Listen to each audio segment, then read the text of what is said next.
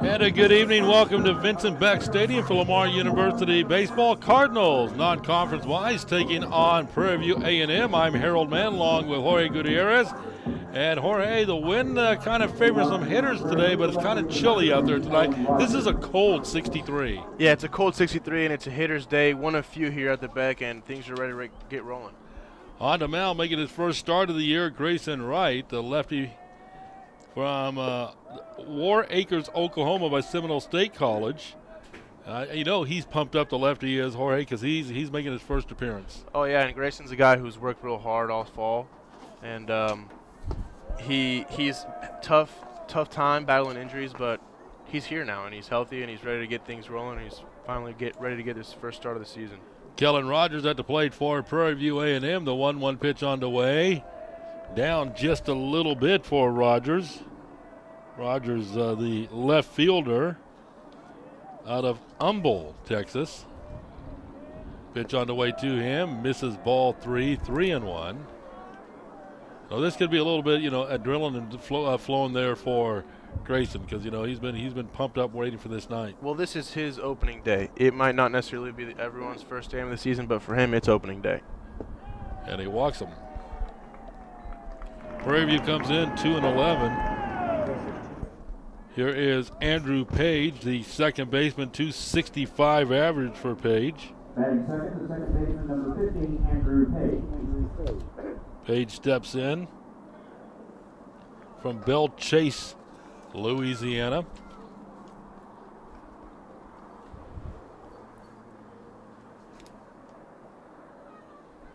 Grayson checking the runner at first base. That's Rogers. He hasn't even attempted a steal this year.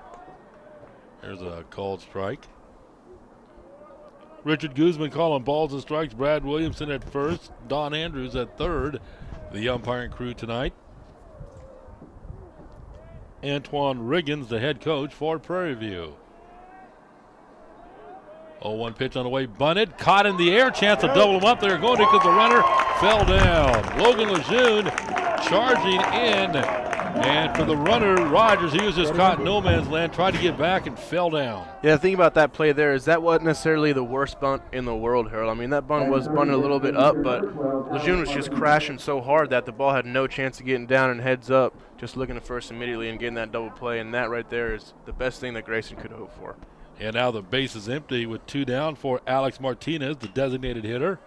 Pops it up on the right side. Chase Kemp in foul territory. Comes back in to make the catch for the out. So for the Prairie View A&M Panthers, no runs on no hits, no errors, and no one.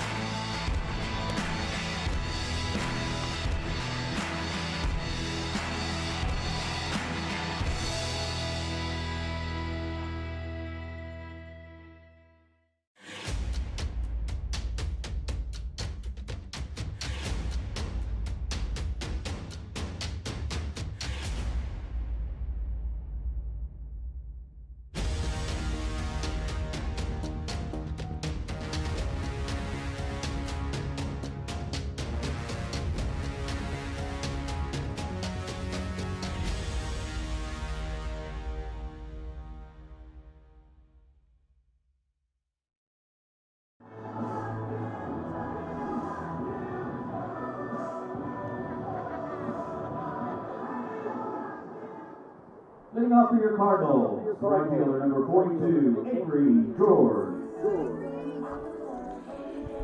Avery George for the Cardinals to lead it off here at the bottom of the first inning. Junior right fielder out of Humboldt High School, hitting Batting .391 on the year, facing Matthew Sandoval for Prairie View. First pitch misses for a ball. Sandoval is out of Bel Air in the Houston area. Comes into the 1-1 record and a 2.53 ERA. Making his first start. Previous 3 appearances have been in relief. 10 and 2/3 innings pitched, 8 hits, 5 Ks, 2 walks. 2-0 on Ave. Pitch on the way. There's a called strike. You know, on a day like today, Harold, Avery's approach, just keeping the ball low, not really hitting in the air is what's going to play since it's so windy.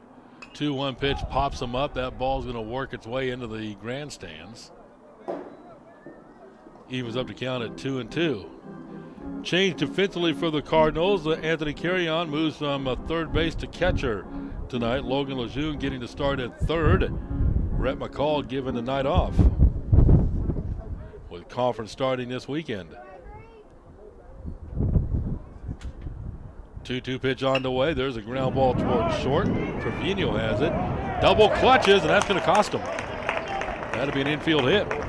That was a routine ground ball that Avery George just ran out. He hit that ball relatively decent, and the shortstop did take his time, but it's not like he looked at it and stared at it for a while. He still made a good play, and Avery just ran that out. Good hustle there by Avery George. Here's Cole Gerard, center fielder from Port Neches Groves, 128 average. And this is a guy that's been a tough luck hitter through the first 11 games. Yeah, this is Johnny Find-A-Glove right here.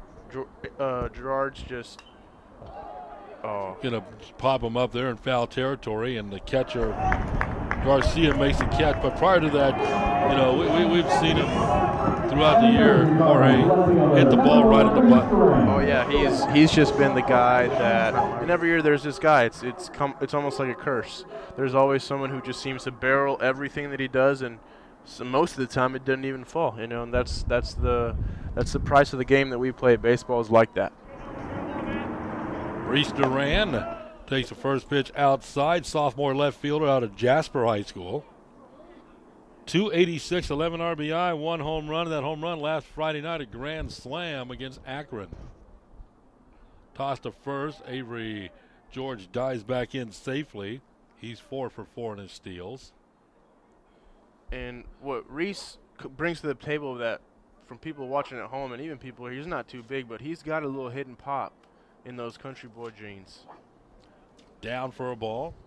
Keep you updated on softball as Coach Hooks and the softball team well beyond our left center field fence, taking on Louisiana Tech. Looks like they have not started that game yet. Here, 1 on, 1 out, bottom of the first inning of a scoreless game. 2-0 pitch on the way to Reese. He pops it back up and out of play. 2-1.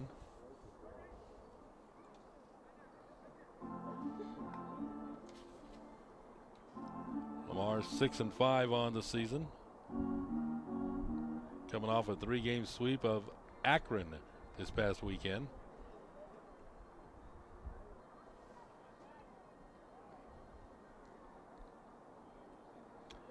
The 2-1 pitch on the way. Ball is hit out towards right center field. Avery George is going to round second, head to third. Duran is going to motor his way into second base. Slide in safely. Yeah, on a slick day like today, Harold, you almost saw Reese slide so hard that he just kept going almost off the bag. When you slide on a day like today after the turf's seen some rain, you got to make sure that you grab onto the base because it is slick. And sometimes when you slide, you just keep going seemingly forever. Right now, we're going to mark that down as a double. He did hesitate a little bit after he rounded the bag at first, but just really kept that motor going. And the Cardinals have runners at second and third. I think he was just seeing to make sure if Avery won or not. Yeah, on a situation like that, you got to make sure that the guy in front of you is going, because if not, you got yourself in a rundown.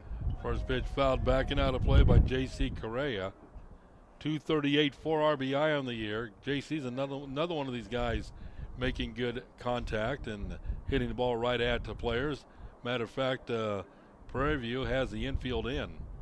The runners at second and third and 1 out. Yeah, I think that fires JC up a little bit. Pitch misses outside for a ball, even it up at 1-1.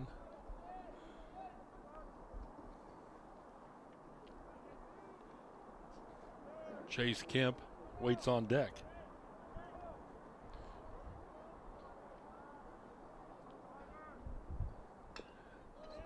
Slowly rolled foul. And with the infield in like this, what JC's got to keep his composure and doing. Sometimes as a hitter, when the infield gets in, you really get excited and angry. You just think you got to smoke a ball past him. But you got to know the situation. With less than 2 outs, just knowing that a deep fly ball is going to get that run in is going to work. So I'm sure JC is just trying to get something in the air and far enough to bring Avery in to score. Get a chance maybe to slap it between first and second as well. Outside for a ball, 2-2. Leadoff single, pop out the catcher, and a double. Runners at second and third.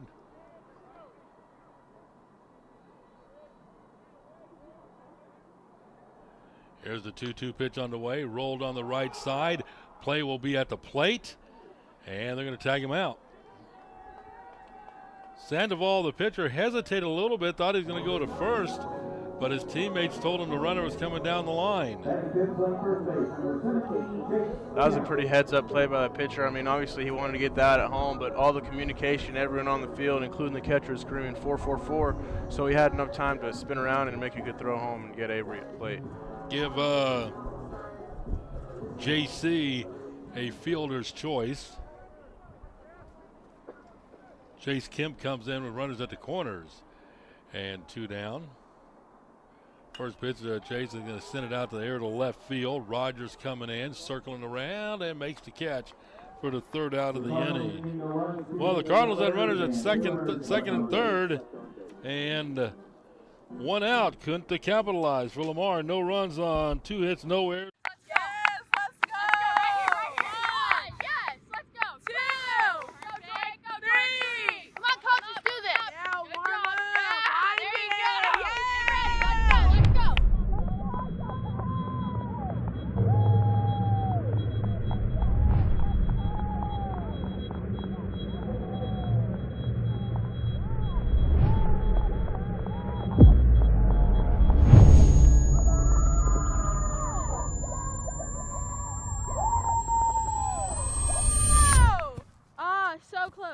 You'll get him next time, Coach.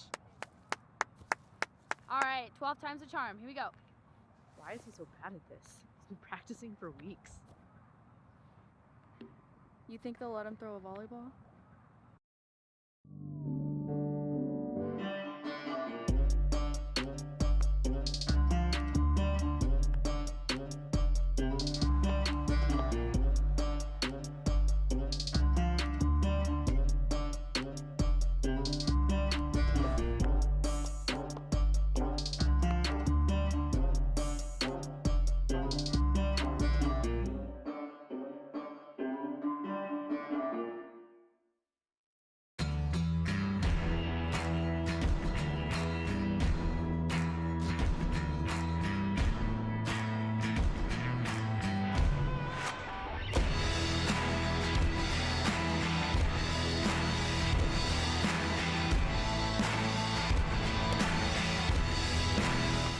Calvin Rucker, the first baseman, 240 average for Rucker.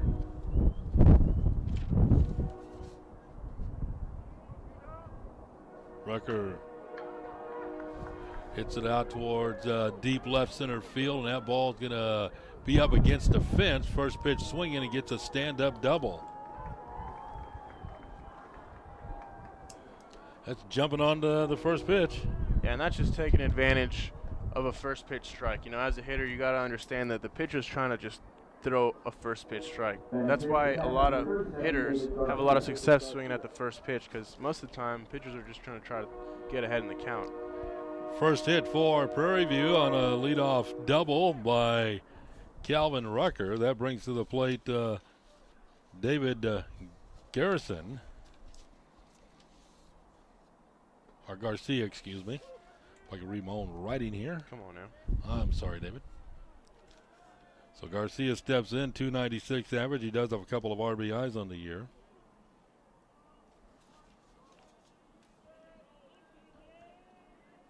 Oh, 1 pitch on the way to him, swinging. He sends it some pretty good pop out towards left, but no problem for Reese Duran moving to his left. Good read by Reese there. No, I mean, it's a tough sky right now with it being overcast, and this time of the day is kind of grayish. The ball kind of tends to miss in as soon as it gets above the lights, but Reese did a good job of focusing in and keeping his eye on the ball there. Coming to the plate is Mendez, center fielder. Christian hitting 143.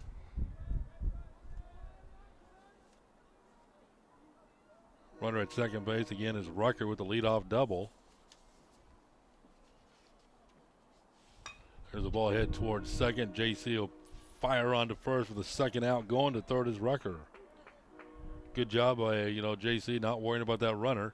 Just go ahead and get that sure out at first. Yeah, and if JC's anything, he's just a solid defensive player wherever you put him. Unfortunately, I know he's struggling at the plate right now, and it's something that could change real quickly, But something that he always brings to the plate, or to the field, no matter what, is his defense. He's always taking extra reps and working hard, knowing that that's always going to be in the bag, secured no matter what. Right fielder Braden Johnson. Now, Curion's going to go out and talk with Grayson.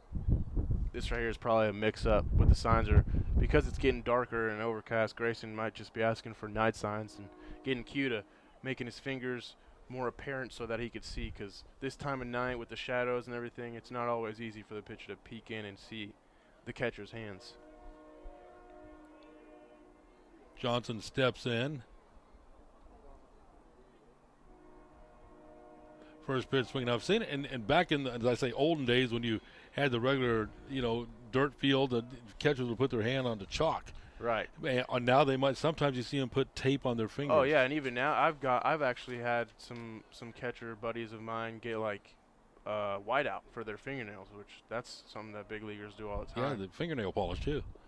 Here's a swing and a miss, strike two. Now, have you ever done the fingernail polish? Yeah, and then it got to a point where they even made stickers, neon green stickers, neon orange stickers, because a pitcher doesn't necessarily have to have the best vision ever to chunk it 94 miles an hour with sink. You just give them glasses and hope for the best. But if you can help them with some neon on your fingers, even though it might not be as fashionable, you just pull a trigger and do it. 0-2 pitch bounces in front of the plate. Good job there by Anthony Curion. As you can see, you sacrifice your body. You get rid of that mask. You just get that ball and keep it in front of you. Yeah, that's just full sacrifice right there, and that's actually one of the harder blocks that a catcher has to do when it bounces almost 5 or 6 feet in front of home plate. You basically just have to stand up and almost like throw yourself in front of a bullet. And that just Q did a good job of staying big and keeping that in front of him. 1 ball, 2 strikes, 1-2 pitch on the way, same spot. Q stays at home plate, and he points towards Grayson to come get the ball. I think just overpowering there, just a little bit, excited still. Yeah, I think what's happening here is Grayson's trying to just be a little bit too perfect with that curveball, and honestly, what could be going, I think he's trying to place it so perfectly and trying to block it to the certain point in the plate that he's almost too reliant on Q blocking it instead of just having more of a feel for his arm action to do the work. 2 balls, 2 strikes. Comes that 2-2 pitch. There you go. Swing and a miss. Strike 3 to end the inning. So the leadoff double does not hurt. No runs on a hit. No errors. 1 left. Head to the bottom of the second at Vincent Beck Stadium. No score between the Cardinals and Prairie View.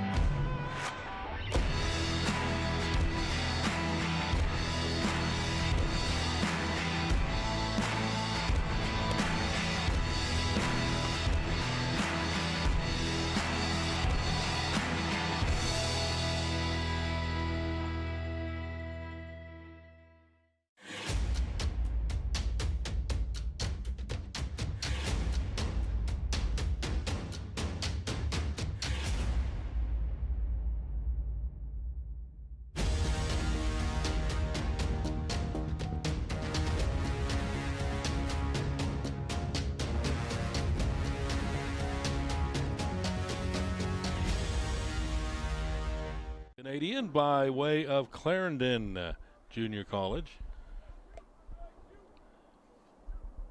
Does have a couple home runs. First pitch swinging. That's going to drop in for a hit. And for the viewers who don't know, Q has an incredible swing and a really good defensive player, but he speaks French fluently. That's normal for people from Quebec, but I don't know. I just thought it's a little fun fact you got to throw out there for people to know. Now, have you tried to learn the language from him? Absolutely not, but I do know that oui is yes, and my favorite word is croissant. So there's Croissant? that. Croissant. That's because it's food. Actually, I got that from a video from YouTube a while ago. That was my little croissant, and I just thought it was funny to say. But no, Q's the guy who loves sharing his French-speaking abilities all the time. Kelby Weiler steps in, 375 average, takes a called strike, and Kelby, along with some of the fans, not happy with Richard Guzman's call there. About that one. No balls, one strike. Here's the 0-1 pitch, high for a ball. Don't expect really Curion to take off unless it's part of a hit and run. Yeah, I mean, he's catching, and today Q knows it's not necessarily the best running conditions, and especially with Kelby, who's been so hot at the plate, I wouldn't necessarily risk running into anything here. Here comes the 1-1 pitch, hard hit, ground ball to third, knocked down at third, go to second for one, back across to first, not in time. As the third baseman, Williams, had a little problem with that. Yeah, and that good job of the third baseman there staying with that ball, but that's what happens when you hit the ball hard. You know, sometimes you hit it hard and they have enough time to drop it, pick it up, and still get the out because, you know, you smoke it, and while all that action happens in front of you, you realize that you still haven't even left the box and you still got 90 feet to run. So that's what happened with Kelby's ball right there. Here's Cole Coker, designated hitter. First pitch to him on the outside for a called strike. Cole, another one of these young men for the Lamar Cardinals, average at .095, but he's making contact. Yeah, Cole's always been a guy that's been tough to strike out, and I think that's something that's going to continue throughout the rest of the season. No balls, one strike. The 0-1 pitch on the way, fouls it out of play left side, 0-2. Leadoff single and then a fielder's choice.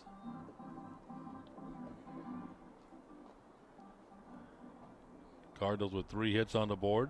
We're in the bottom of the second inning with Lamar and Prairie View.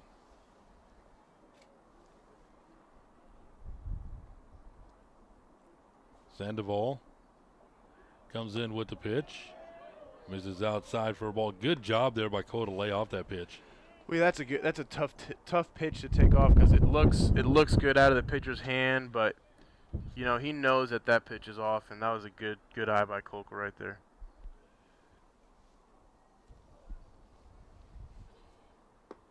Misses in the same spot, 2-2. Kelby Weiler, runner at first base, reached on a fielder's choice. 1 on, 1 out, 2 balls, 2 strikes. Logan Lejeune waits on deck.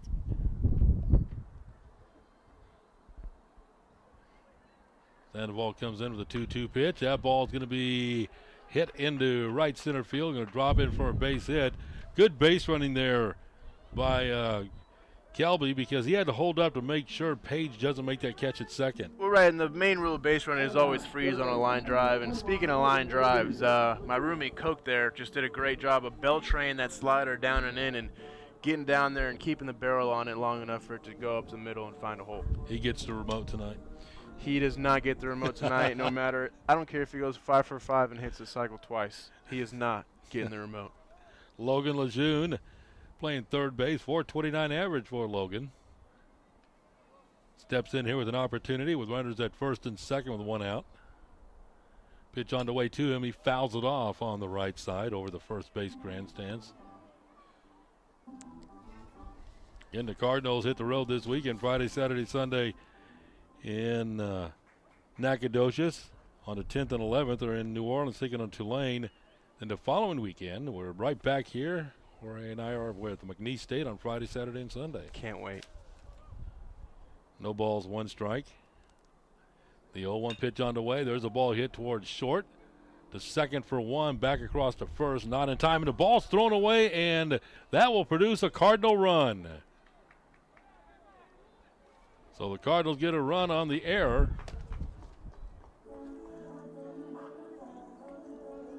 Coker gunned down 6-4. A fielder's choice for Lejeune, and then an error allows the run to score.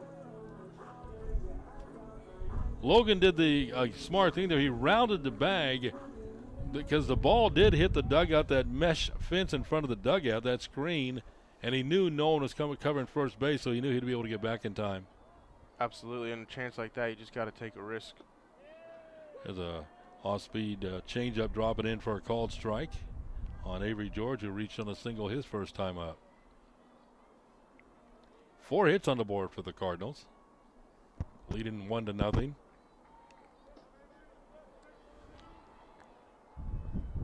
Ball bounces. A good job there by Garcia for Prairie to keep that ball in front of him. Yeah, good work there by Garcia. Not only keeping it in front of him, but getting up quick enough and getting the ball to get Lejeune from getting to second base. 1 ball, 1 strike.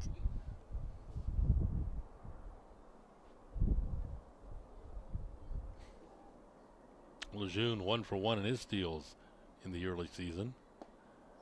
They're called strike 2. A lot of times you'll I've seen this in practice, how catchers practice that, and I have a catcher to my right, is you'll have someone throw the ball towards you, and you put both your hands behind your back and use your body to block it. Yeah, it's basically you just become a punching bag for the ball. You just got to throw your body in front of it. Pitch is going to be fouled down into the Lamar bullpen. Midweek game, that means you can probably see a few arms tonight for Lamar.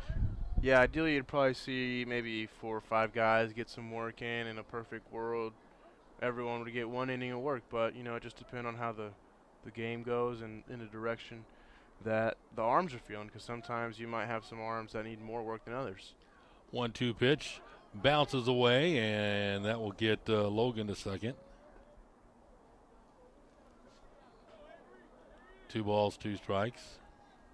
Imagine it goes a pass ball, no catchers always think they're all wild pitches. I don't think, I'm going to be honest with you, sometimes most of them would be wild pitches, but I think when it hits the glove, everyone can agree that that's on you, and unfortunately those happen. It sucks when it does, but they do happen.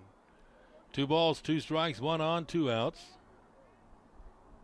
Here comes the 2-2 pitch. Chopper towards third. Victor Williams fires across in time for the 3rd out of the inning. Lamar picks up 1 run on 2 hits, 1 error.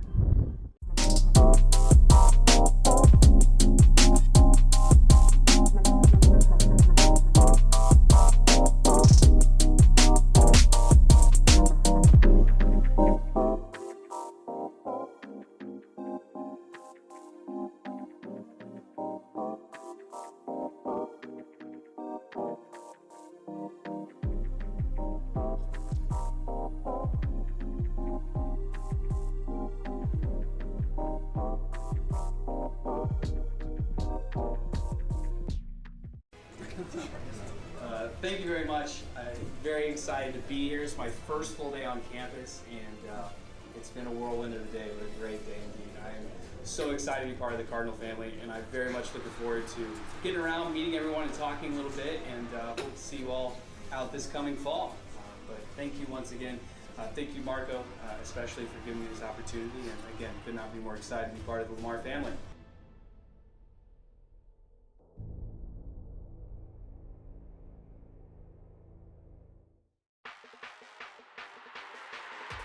The countdown to Katy has begun.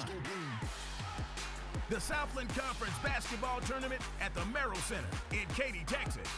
Experience it live as Southland strong teams compete for a tournament title and a chance to go to the dance. It's affordable family fun and great college hoops action. Tickets for the Southland Conference Basketball Tournament are on sale through school ticket offices and Ticketmaster.com. Every aspect of the way. He's going to hit you with the sidearm slider, fastball, and according to him, when catching his bullpen, sometimes he'll tell you, hey, sidearm 2-seam, 4 inches from. He's one of these guys that just has so much stuff in the arsenal. Sometimes it's hard to tell exactly where it's going to go just because his delivery is so funky junky, and also his balls are just nasty, hence the name Doug Nasty. 6th appearance with a record of 0-1, 1.8 ERA, 5 innings pitched, 2 strikeouts, 1 walked, 4 strikeouts. Opponents hitting just 125 off him. Yeah, it's not fun to hit off a guy who throws like this. There's a bunt down the third base side. That ball's going to be foul. I mean, it's obviously the sidewinder got this submarine look.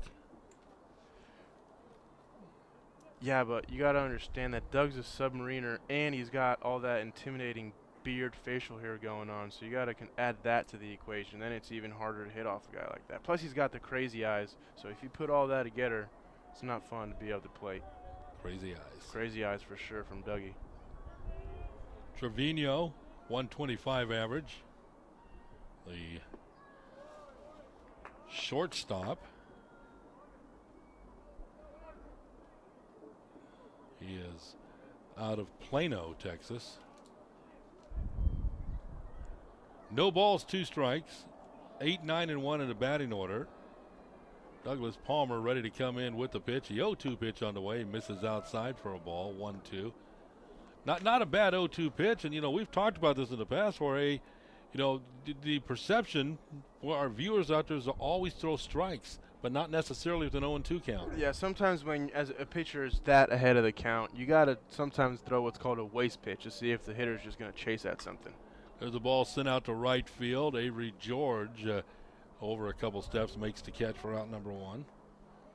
And part of the beauty of baseball that a lot of people might not know, or just they might not see what someone who's been around the game longer is, pitchers try to set up hitters. So, for example, what Doug did there, he threw fastball, 3 fastballs in a row.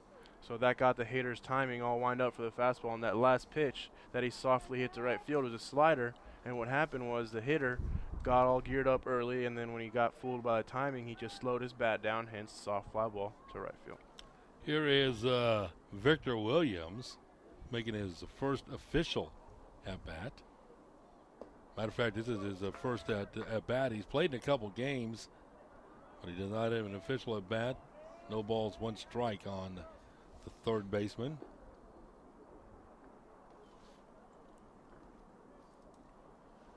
Ready for the 0-1 pitch. Misses. And Victor Williams right now, I remember my first at-bat as a freshman, and it's pretty nerve-wracking. So, you know, best of luck to this guy's career, but I know that he's probably shaking his boots up there right now. He needs to hit a ball to left field. I'll tell you why in a second. Because he's a redshirt freshman out of Jasper. And that's where left field is, right? Jasper? No, that's where Reese Durand and Lamar left fielders from. They're high school teammates. Okay, well that wouldn't be nice to hit it to your old bud. Well, not if your bud catches it. Well, yeah. 1 ball, 2 strikes, a 1-2 pitch. A good looking pitch, just missed, 2-2.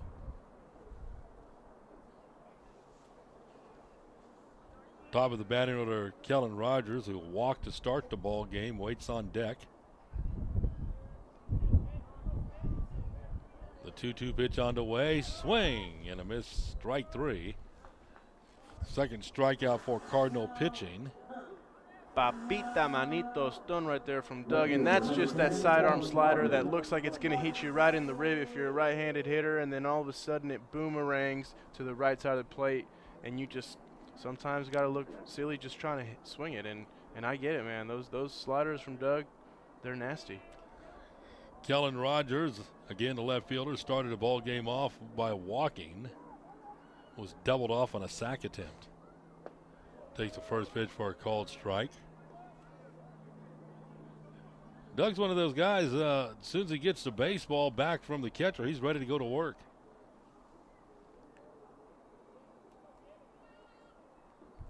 Oh, 1 pitch on the way. Final play. Harold, I've told you that sometimes position players think that pitchers are weirdos. You know, they all have their routines. They're kind of crazy in their own way. And then you got sidearm guys. You know, sidearm guys are a whole nother animal because they look like they're throwing rocks or something. You know, that's a funky movement the way they throw the ball. So they have to be even in a more different mindset than a pitcher. And sometimes that's why you'll even see Doug up there talking to himself. 0-2 pitch on the way. I'm going to throw a name out there. I don't know if you. Oh, I know who you're going to say. Mark the Bird Fidrich? The Bird. Oh, my goodness. We used to call Doug the Bird, but then he didn't like it, and then we started just calling him Doug Nasty. All right. I don't know. I like the Bird. I thought you were too young to remember. No, I have a Cooperstown book. I know what's up. There you go. 1 ball, 2 strikes. The 1-2 pitch on the way. Oh, got away from him. Hit him. Ouch. And that one will sting a little bit. As you can see, Rogers windmilling his arm as he goes up to first base. Yeah, that one didn't feel good, and Doug knows that one kind of slipped away. He probably just tried to throw a back foot slide right there, get him to chase and swing over it, but unfortunately he probably just clipped around the ball too much, and instead of it going to the back foot, it went to the guy's front elbow. And sometimes that's what happens when the grip is just off. Andrew Page bunted into a double play his first time up. First pitch swinging, laces it over the grandstands. No balls, 1 strike. Well, that was a pretty good first at bat for Mr. Williams. A little hit by pitch. Not a bad way to start it off. No balls, 1 strike on Page. Runner at first base, Rogers. Pitches up. Never mind. I messed that up. I knew what you meant. Sorry, people watching. I'm a human. I make mistakes. At least you admit it. 1 ball, 1 strike. That's why I was subtle. I think that might have got him. He's just wearing it. I think that got him in the side even move. A fan in the stands. He had his Wheaties this morning. That would have hurt me. Runner at first base, Rogers. He's not attempted a steal. 1 ball, 2 strikes on Page. Douglas Palmer ready to come in with a 1-2 pitch. There goes the runner. Called strike 3. That's your inning.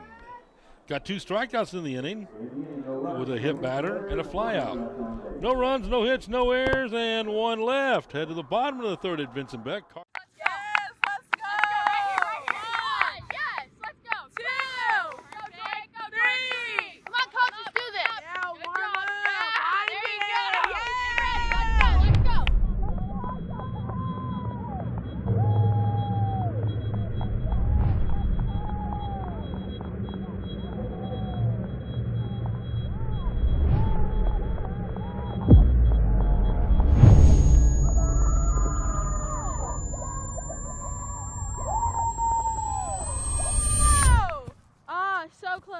You'll get him next time, Coach. All right, 12 times the charm. Here we go. Why is he so bad at this? He's been practicing for weeks. You think they'll let him throw a volleyball?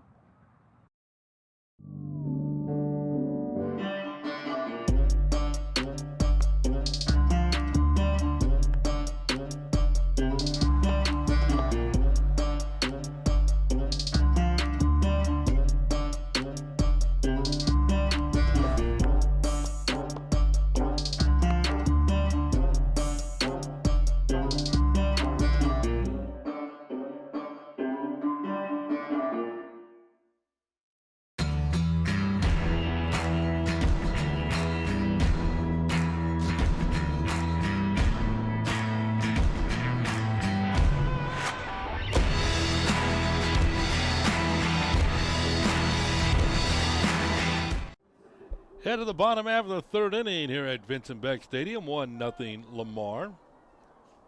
Cole Gerard, first pitch swinging to Harper to short. Drops the ball, picks it up, and that's going to cost him. Gerard gets on an error by Trevino at short, as he did not look that ball all the way into his glove. Well, yeah, and that's not an easy play, even if he didn't bobble it, just because Gerard runs a 4 flat to first base. But even just the tiniest hesitation like what happened there is definitely going to get Cole to first base easily with that speed. Here's Reese Duran. Doubled his first time up, tossed to first. Gerard dives back in safely. Center fielder, local product out of Port Neches Groves High School. The runner at first. Duran bunts it, play the first in time. He did his job, sacked his runner over to second base. And that to me, Harold, like I've said earlier before, and I'll say it again, when a guy can come up in his first at-bat and barrel something, backspin it hard into the outfield and just show up and bunt the first pitch, that just shows how comfortable they are at the plate. Because bunting, while it seems easier to the viewers at home, in my opinion and to many other people who play baseball, is considered harder. And he just made that look super easy after hitting a double his first at-bat. J.C. Correa reached on a fielder's choice his first time up, 0 for 1. Steps in with a runner at second base. Lamar leads 1-0. Pitch on the way, called a strike. J.C. kind of a peek back. He's not going to show very much emotion on a ball strike or ball pitch. Oh, no, J.C. doesn't show emotion. We had a teammate, actually, at Alvin, Carlos, used to call him Johnny No-Show, just because J.C. always looks like a robot playing out there, just so easy. Hits the ball high and deep to left field, but Rogers is going to help that wind hold it up. He got that wind blowing out towards right, but anything to left is going to get held up. Yeah, and I feel that for JC. I mean, that ball, that's one of those balls that feels good off the bat. You know, inside, you keep your hands in it, backspin it, barrel's nice, but at the back and on a windy day, that's not going to fly. Even though you barrel it, it's just one of those times you just shake your head once, jog back in the dugout. Know that even though it doesn't show in the scorebook, you did all that you could do. You know, that looked better coming off the bat. Maybe it's just blowing super, super hard out there. I mean, I'm kind of cozy in the booth, Harold. I'm not complaining, but maybe it's just howling out there. Chase Kemp flew out to center his first time up. Different view from behind home plate trying to catch a pitch, isn't it, up here? Oh, yeah, it's just a little bit different. Everything looks so far away. Pitch on the way. In for a ball. Here's what I will say, Harold. From up here, the field looks enormous. Like the throw from third to first base looks so far from up here. It looks it's so much more impressive watching the game from the farther away you are. I think that's something I picked up being up here. 1 ball, no strikes. With Kirion waiting on deck. Good looking pitch will catch the outside corner for a called strike. Evens it up at 1-1 on the Cardinals' first baseman, Chase Kemp. Needle at the plate. Port needs to grows at second. 1 ball, 1 strike. Sandoval ready to come in with a 1-1 pitch. Called strike just above the knees. Pretty good. It was a pretty good pitch there by Sandoval. A little slider that stayed up in the zone long enough for it to be called a strike. And as a left-handed hitter, all you could do there is just either pull it 100 miles an hour and take it. And that's just what Chase did. 1-2. Chase got to protect the plate with the 2 strikes. Pitch on the way. Hits it hard down the right field side. That's going to be a fair ball and get a run home. Kemp is going to try for second. And here's the throw. It's not in time. Great piece of hitting there by Chase of keeping his hands inside that fastball and making sure not to pull it or yank it foul. That's what happens when you keep your hands through the zone long enough to keep that barrel on plane and hit that ball, fair ball. And heads up base running too. He just kept on going. He saw Johnson in right field get over to the ball, and he kept rolling. He gets that RBI double. That's his 3rd RBI of the year. Kemp's another one of these guys that's going to get that bat going, and this is the time to do it because conference starts on Friday. Well, more than ever now, you really want to start feeling good, and I think that a lot of guys in the lineup are feeling really confident with what they got, and they're excited to start conference this weekend. Anthony Kirion singled his first time up. Q steps in with an RBI opportunity with 2 down.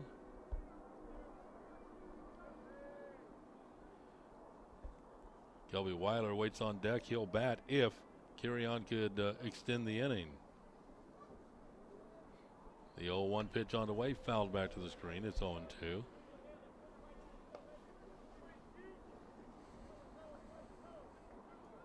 We're in the bottom of the 3rd inning. 1 on, 1 run in, 2 down. Cardinals have 5 hits to this point compared to 1 for Prairie View. Excuse me, Prairie View.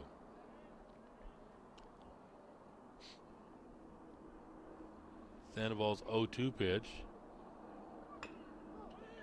towards third. That ball's going to hit off the base. Not much really Victor Williams could do there. That ball knocked off his hat and sunglasses. Yeah, that's one of those you just thank the baseball gods for helping you out there. You know, just a tough, big hop. As a third baseman, you just kind of don't know what to do. Do you stay back and just give him the free base, or you try to make a superhero play and get him at first, but you risk it hitting the base, and that's what happened right there. Fortunately, it didn't hit the base and bounce way off to the side, which that would have gotten Chase's score from second. 2 runs, 6 hits, no errors for the Cardinals. 0-1-2 for Prairie View.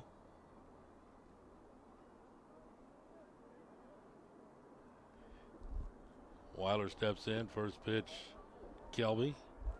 Reached on a fielder's choice and scored the game's first run in the second inning.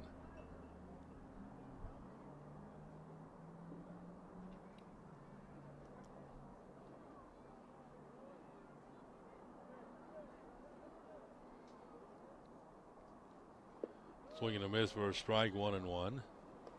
Good swing there by Kelby on an off speed, kind of fooled him there, but I like the aggression with 2 outs. You know, why not? Well, you've got the run 90 feet up the line from you. Base hit scores him. 1-1 pitch on the way, stays inside, ball pops out of the glove of Garcia, but stays in front of him. Neither runner advances. First and third situation. Every once in a while you may see a runner take off at first base. It forced the defense to make a throw to see if you can get that run to come down from third. 2-1 pitch on the way, catches the outside corner for a called strike. And Kelby didn't like that one. Yeah, he shook his head a little bit on that. And from up here, maybe it wasn't a strike, you know, but what am I going to say? That the catcher did a good job framing it, and that's what I'm going to say. Because without the catcher making that ball look good, the umpire might just give up on it and call it a ball. So good work by the catcher back there presenting that. 2 balls, 2 strikes, 2-2 pitch. Outside, in and out of the glove of Garcia. So on a 3-2 2-out pitch, Carrion will be off and running at first base.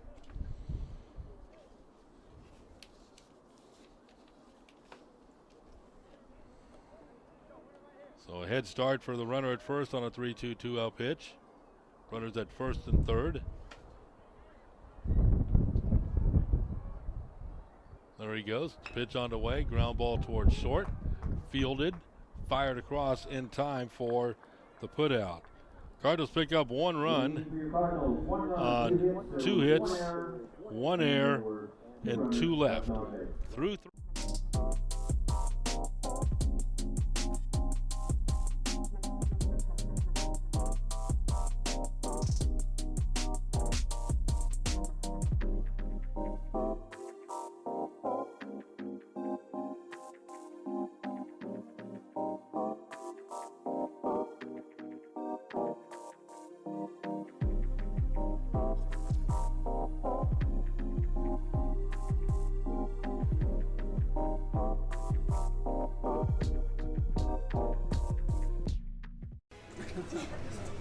Thank you very much. I'm very excited to be here. It's my first full day on campus, and it's been a whirlwind of a day, but a great day indeed. I am so excited to be part of the Cardinal family, and I'm very much looking forward to getting around, meeting everyone, and talking a little bit, and hope to see you all out this coming fall. But thank you once again. Thank you, Marco, especially for giving me this opportunity, and again, could not be more excited to be part of the Lamar family.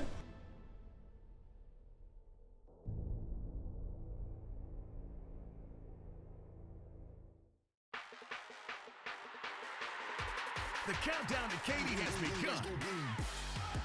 The Southland Conference Basketball Tournament at the Merrill Center in Katy, Texas. Experience it live as Southland strong teams compete for a tournament title and a chance to go to the dance. It's affordable family fun and great college hoops action. Tickets for the Southland Conference Basketball Tournament are on sale through school ticket offices and Ticketmaster.com.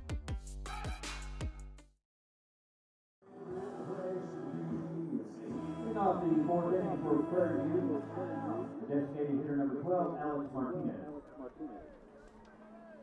3, 4, and 5 in the batting order coming into the plate here in the top of the 4th inning for Prairie View. Starting out with Alex Martinez. Popped out to end the 1st inning. Foul territory to first baseman Chase Kemp. Palmer's first pitch catches the inside corner for a called strike.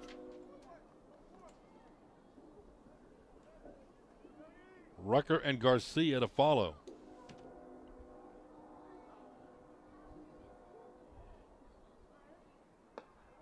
Swing and a miss. That's a good job going inside then outside by Douglas Palmer. That's just changing the hitter's perspective. You know, when you make them look in, look out, look up, look down, makes it even harder to hit. Set for to come in with the 0-2 pitch. Try to get him to chase one outside. Was able to hold back. He thought about it. And that's exactly what you want them to do. You want them to start thinking like they're going to chase stuff like that, and then next thing you know, you get to come back and maybe blow a fastball by them, or maybe see if they can chase something again. 1 ball, 2 strikes, 1-2 pitch. Way outside for a ball, 2-2. Top half of the 4th inning. Lamar leading 2-0 over Prairie View.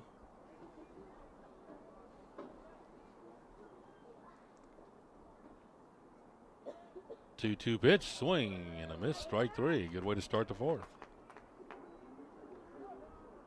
That's 3 strikeouts for Palmer in an inning and a third of work. First baseman number 44, Calvin Rucker. Here's Calvin Rucker. He doubled, jumped on the first pitch he saw in the 2nd inning and doubled to left center field.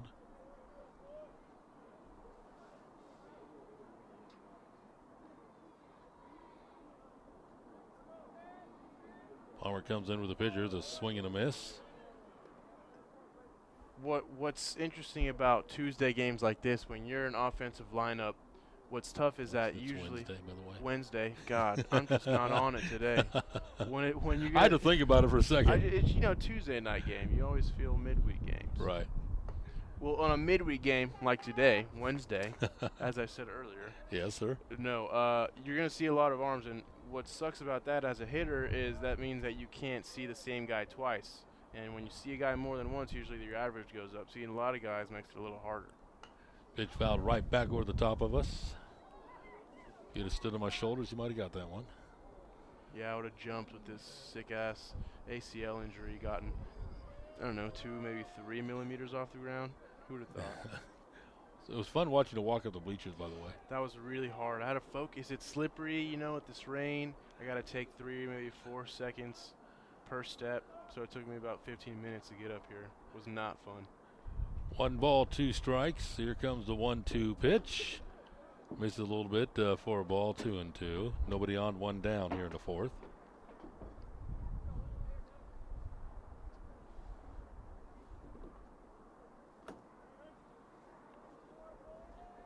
Douglas Palmer comes in with a 2-2 pitch. Ground ball, third base side, foul.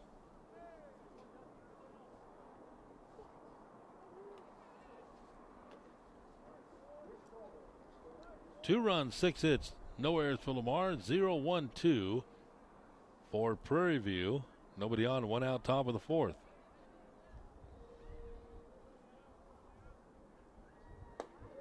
There's a called strike. Back-to-back strikeouts. You gotta love that from Q, beating that pitch to the spot and just presenting that to the umpire as good as you can, really. And Doug's just doing a great job of getting the signs with his crazy eyes, locking in, and just throwing the next pitch that's called. Garcia flew to left.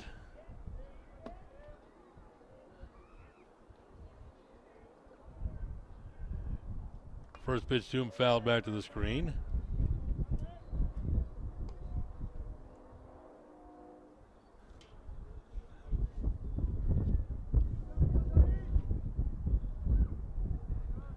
No balls, 1 strike.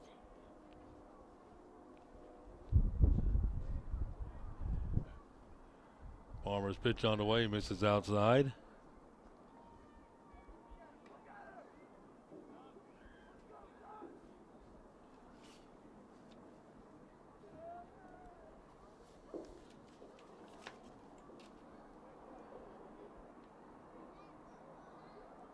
Ready for the 1-1 pitch. Grounded towards second. J.C. Correa puts a glove around it. He soft toss over to first for the final out of the inning. Fourth inning. No runs, no hits, no errors, no one left. Moved to the bottom of the fourth at Vincent Beck. Cardinals leading it 2-0 over Prairie View. Fans, Cardinal Baseball would like to thank you. Yes, let's go! Right here. Yes, let's go. 2. Go, Jake. Go, 3. Come on, coach, let's do this. Yeah, Good warm job. up. Yeah, there you go. Yeah. Get ready. Let's go.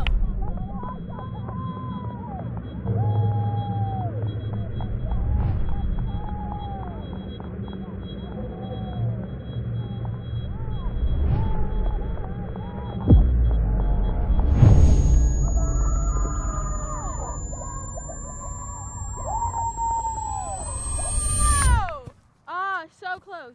You'll get them next time, coach. All right, 12 times the charm. Here we go. Why is he so bad at this? He's been practicing for weeks. You think they'll let him throw a volleyball?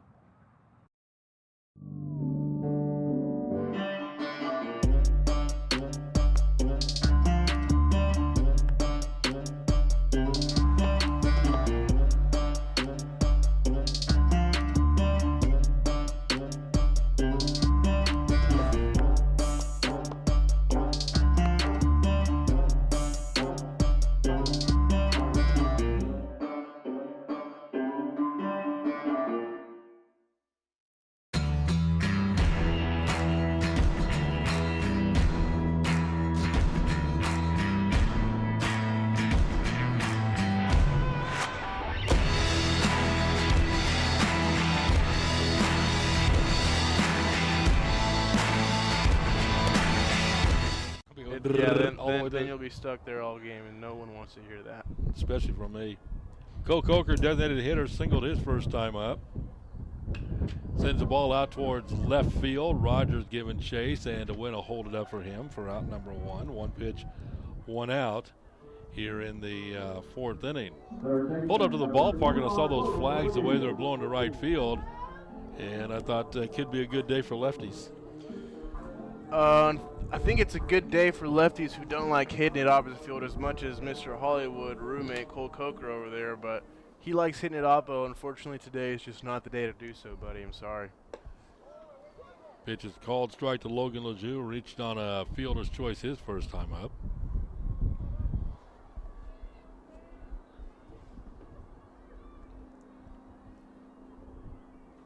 Sandoval's pitch on the way. Ugh. Called strike 2, and Logan, I don't know if he said anything to Richard Guzman or not, but he definitely looked back at the home plate umpire. Oh yeah, and when you really feel like it was a ball, sometimes it's hard to stay composed and not say anything. The 0-2 pitch misses for a ball. 1 ball, 2 strikes. Top of the batting order, and Avery George waits on deck.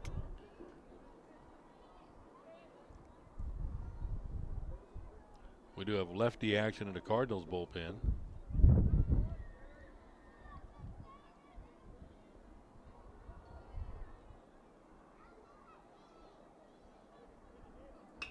Ball's hit out towards center field. Mendez makes the catch for out number 2. Typical spring-like fly ball to the outfield here at Vincent Beck Stadium. Anything hit only kind of hard here is basically not hit hard. If you feel like you kind of got it okay, you didn't, because here at the Beck is basically gravity just works harder here for some reason, and you got to really get behind something to hit it out or hit it past the outfield. Avery George, a right fielder, is 1 for 2, singled in the first inning, grounded to third in the second. Came in hitting .391. 1-0 pitch on the way to him, catches the outside corner for a called strike. Although Sunday when we were talking, we said there's no way anyone's going to hit it out to left field, and Curion proved us wrong. I mean, it wasn't our fault. We didn't know that he had his Wheaties that morning. 1 ball, 1 strike pitch, ground ball to third, fielded by Williams, fires across in time for the quick 1-2-3 inning. No runs, no hits, no errors, and no one left aboard. We've played 4. It's Lamar 2, Prairie View nothing. Yes, let's go. Right here. Yes, let's go. 2. Go, Jake. Go, 3. Come on, coach, let's do this. Yeah, Good warm job. up. Yeah, there you go. Yeah. Get ready. Let's go.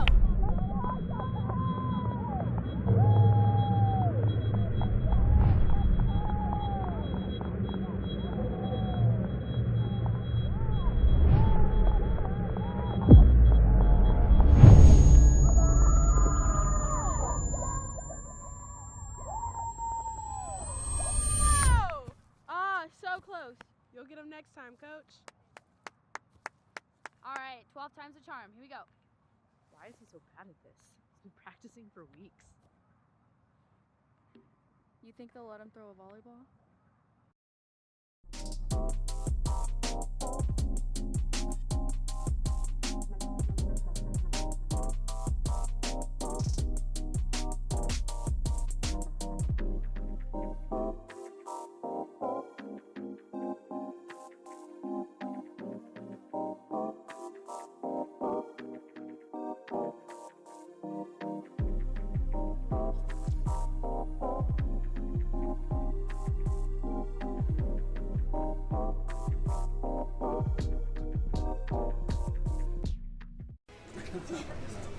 Thank you very much. I'm very excited to be here. It's my first full day on campus, and it's been a whirlwind of a day, but a great day indeed. I am so excited to be part of the Cardinal family, and I'm very much looking forward to getting around, meeting everyone, and talking a little bit, and hope to see you all out this coming fall.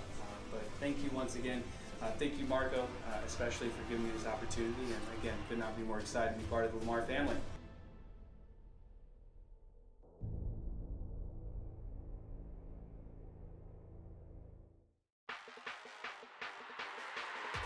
The countdown to Katy has begun. The Southland Conference basketball tournament at the Merrill Center in Katy, Texas. Oh, Grigsby's just going to pump the zone. You know, his 6 outings have been consistent in that he just goes up there and tries to get the hitters to get themselves out. Isn't going to overpower you with anything, just trying to locate his fastball and make hitters change their timing with his off speed. First pitch misses for a ball. Christian Mendez grounded to second. How about the outing by Douglas Palmer? Nearly perfect. 2 innings pitched, 4 strikeouts, hit a batter. Nearly perfect. Yeah, Dougie Fresh did a good job of just coming out and competing tonight. On a night like tonight, windy, cold, you know, not playing conference, sometimes you'd think you could be lackadaisical. That's not at all what Doug did. Doug just showed up and pounded the zone. 2 balls, no strikes, 2-0 pitch underway. Called strike 1, high in the strike zone. Mendez, Johnson, and Trevino. Should someone reach? Williams.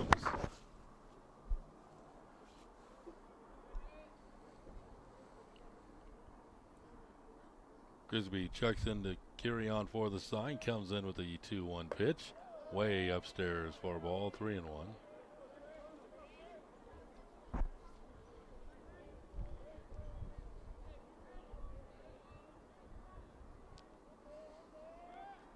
Three-one pitch on the way. Ball 4, walked him.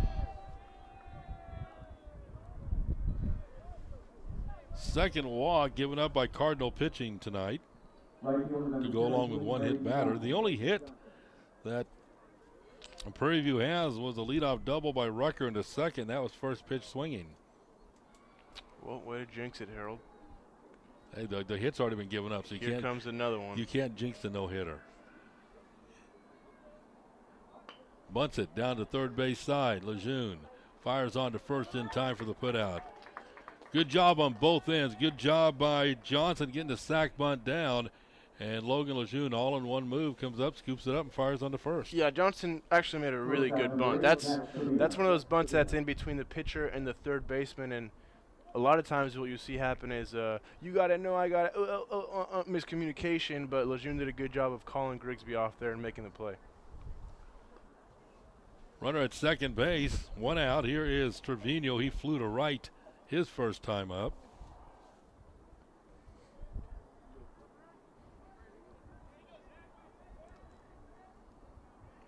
Grigsby comes in with the pitch, and that's going to be a wild pitch. There's not much Q could do with that at all. Ball bounced in front of the plate. Yeah, spike fastballs are one of those rare things that you're just not expected to block. You know, a 90-mile-an-hour fastball is not something that you could just be expected to get down and put your body in front of. Not because it's something that it's too hard to do, but it's just not something that you necessarily expect from a fastball. You know, usually you're set up expecting the fastball up and away, and it's so rarely spiked that sometimes you just don't have enough time to get down there. Sean Snedeker, Cardinals pitching coach, out to the mound. Sned probably just talking about the mechanics of Grigsby, just trying to settle him down a little bit. Yeah, and sometimes all that's needed is something really small, something, maybe a key word that each pitcher individually needs to key on. For Grigsby, he might have just said something and said, hey, timing, you know, change your timing up, or hey, legs, get more in your legs. And just a word like that or a simple minor judgment makes a huge difference. 1 ball, no strikes on Trevino. The 1-0 pitch, or whatever he told him worked. It blows one by him, a swing and a miss. 1-1. A walk, a sack, and a wild pitch. Runner at third base with 1 out. 2-0 Lamar. 1-1 pitch, misses outside for a ball. 2-1. Got some walking around in the Cardinals bullpen right now.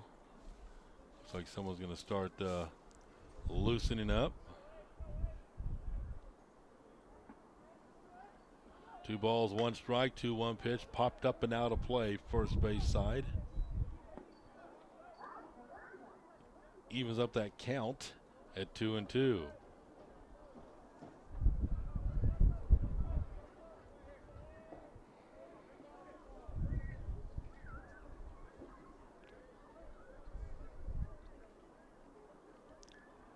The number 8 hitter in the batting order at the plate. 2 balls, 2 strikes on Trevino. 2-2 pitch on the way. Inside for a ball. We see the count run full. That was actually a pretty good pitch. It was. It was one of those fastballs that did miss by a lot, but it missed by just enough. And Trevino did a good job of spinning out of the way. It sold it even more, but that wasn't necessarily a bad pitch. See if he goes back in there again. 3-2 pitch on the way. That ball's hit out towards right field. Avery George comes in, makes the catch, tagging. Here comes the throw to play at the plate. Oh, the ball not gloved by Carrion as he tried to sweep it. And the ball bounces away for the sac fly. Good piece of hitting there by Trevino. You know, he's staying within himself with 2 strikes, not trying to do too much, knowing that a little fly ball might do the trick. Just right there, it just so happened that the wind, I mean, it looked like Avery actually had a good throw, but the wind just makes the ball look like it's moving in slow motion tonight. So Avery does have that strong arm. We've seen him gun him down from right field in the past. Victor Williams steps in, hits the ground ball towards first. Fielded by Chase Kemp, takes the play himself for the final out of the inning. 1 run on no hits, no errors, and no one left aboard.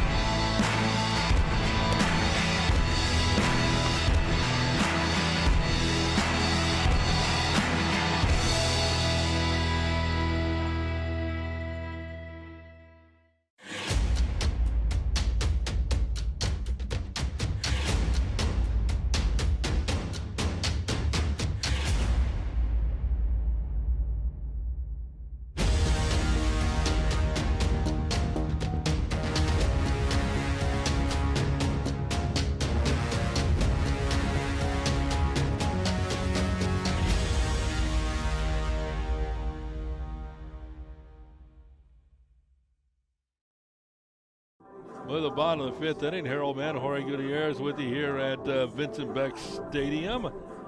2, 3, and 4 in the Cardinal batting order coming up. Cole Girard, Reese Duran, and J.C. Correa. First pitch, off-speed changeup, had him swinging out in front of it. No balls, 1 strike on Cole. Popped out in the 1st inning to the catcher and reached on an error and scored into 3rd.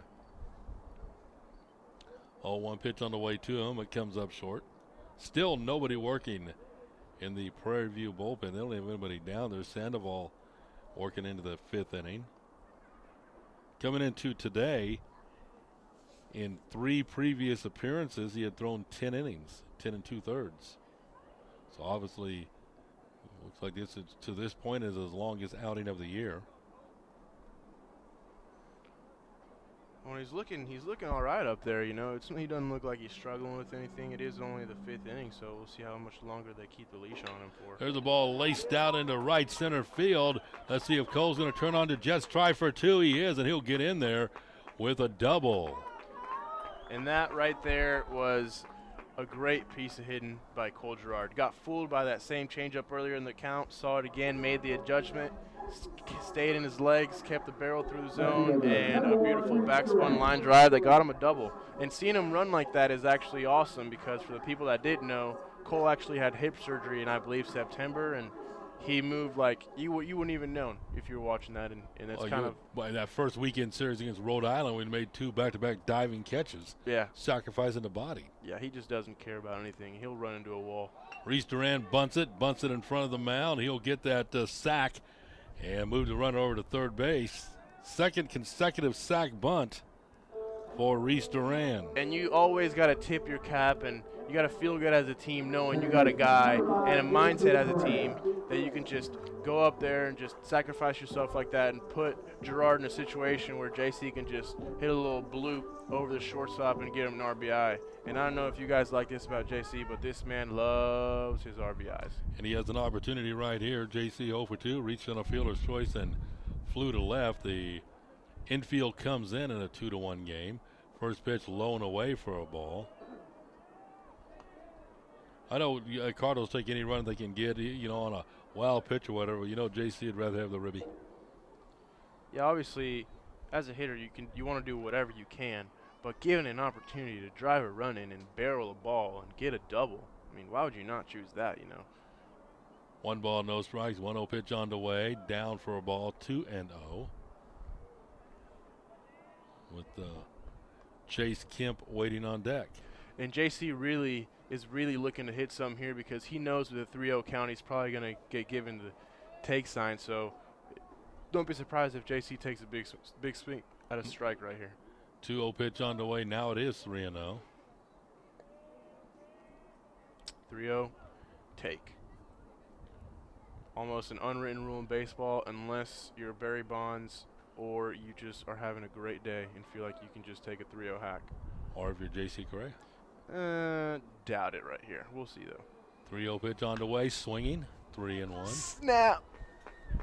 He just shocked the nation at that one. I really didn't think he had the green light. Honestly, I like it. I'm one of the people who is all for a 3-0 hack, especially when you got a guy at third base. They're giving you a free strike down the middle of the plate sometimes. Yeah, and sometimes, what coaches will argue is that, yeah, you could hit it 100 miles an hour, but you could also just be right at someone. Yeah. Right. 3-1 pitch, chopped foul to plate, 3-2. So Matthew Sandoval battles back from 3-0 to 3-2. Leadoff double by Cole Girard, sacked over to 3rd by Reese Duran. That's where we sit right now. Cardinals leading 2-1. Bottom of the 5th inning, runner at 3rd base, 1 out. Correa, 3-2 count. Sandoval ready to come in to JC. Pitch on the way, hits the ground ball towards short, scooped up. They're going to come home with the play. And for the 2nd time tonight, the Cardinals get a runner thrown out at home. And that was a spectacular play by Trevino there on both ends. Picking that ball up, an in-between hop to his left, having to scoop it, change his momentum, and throw a strike to home plate to get a good runner and Girard out. That was just a heads-up play by the shortstop right there. And the ball really wasn't hit directly at him. He had to move to his left a couple steps. Oh, yeah. I mean, to get to that ball. And I like aggressive baseball. I like that you force them to make the play. Hats off, they did. Absolutely, and that's why you do it, because they have to make. He had to make a perfect throw to get him, and that's exactly what he did. Here's Chase Kemp, the first baseman, flew to center, an RBI double.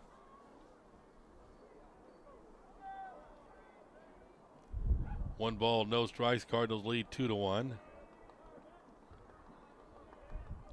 Sandoval. There's a ball fouled over on the far side of the Cardinal dugout. Usually someone runs down and gets it. There they go. 1 ball, 1 strike, 1 on, 2 down. 2-7-0 on the board for the Cardinals. 1-1-2 for Prairie View.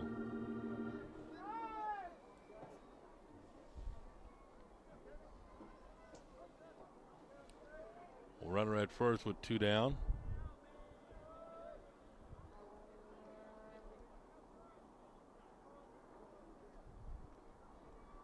One pitch down and inside for a ball, 2-1.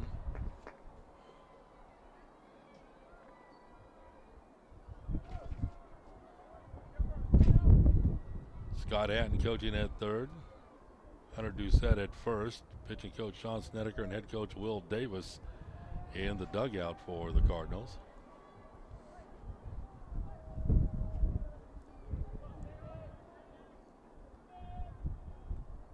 Two-one pitch upstairs, ball 3. Catcher Anthony Carrion waits on deck.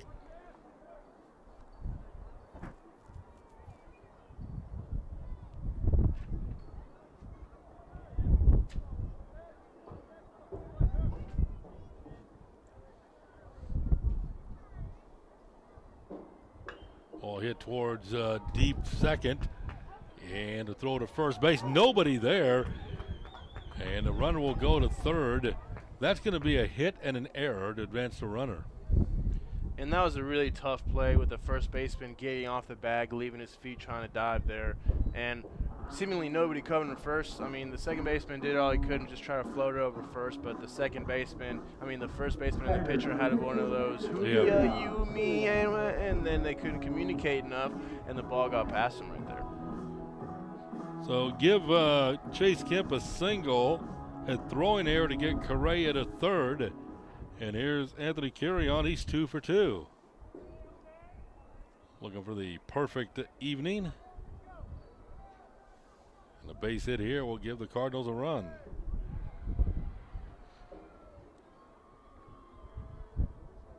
First pitch swinging, hits that ball pretty well to center field. Center fielder Mendez turns his back, going. Ball's off the base of the wall in center field. Rounding third, heading towards home is Chase Kemp, and it's a 2 RBI double for Carrion. There he goes again, ladies and gentlemen. Frenchie, Mr. Canada, showing us that if you eat your maple syrup in the morning and if you lift really strong weights and swing it really hard, you have a chance to hit the ball really far. And if there's no wind, even 2 miles an hour, maybe 5 miles an hour less of that wind that's blowing really hard, that ball is probably off the batter's eye, Harold. You could see as soon as Christian Mendez turned his back to center fielder and started running that Carrion was going to get an extra base hit. Kelby Weller reached on a fielder's choice and scored and grounded out. He's 0 for 2 with a run scored. 4-1 Lamar. Both those runs are earned, although there was an error on the play with Correa, but he would have scored, on that double, so the error didn't factor into the run. Ball fouled out of play. It's 0-2.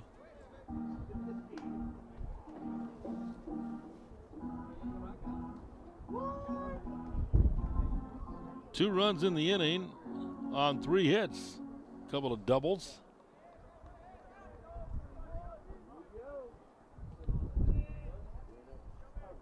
Sandoval ready to come in with an 0-2 pitch.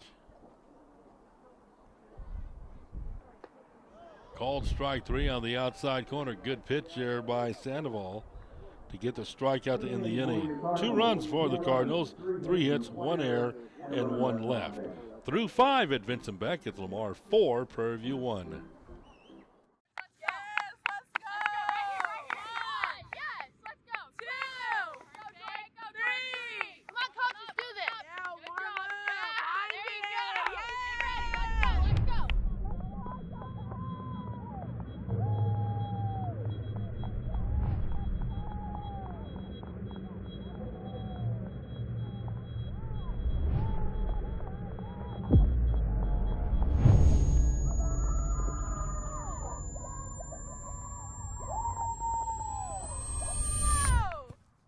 So close. You'll get them next time, Coach. All right, 12 times the charm. Here we go. Why is he so bad at this? He's been practicing for weeks. You think they'll let him throw a volleyball?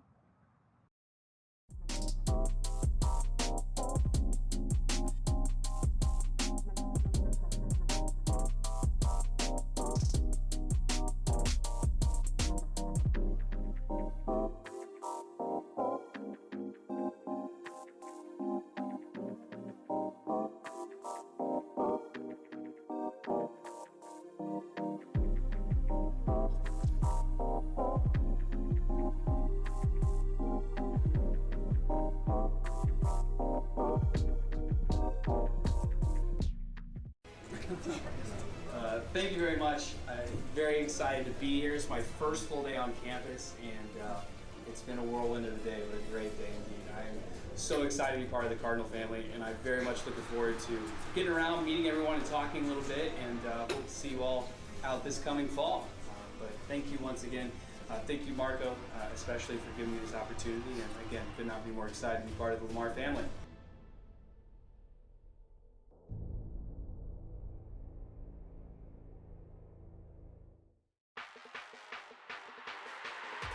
The countdown to Katy has begun.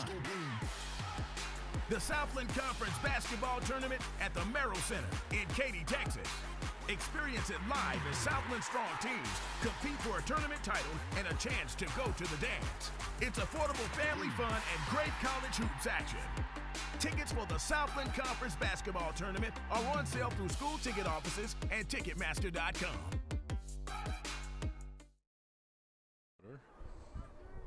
Kellen Rogers been on base both times, led the game off with a walk, and then he was hit by a pitch.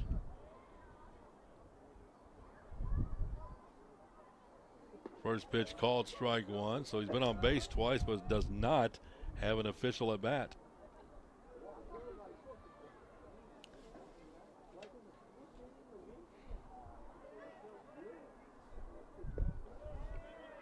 One ball, one strike.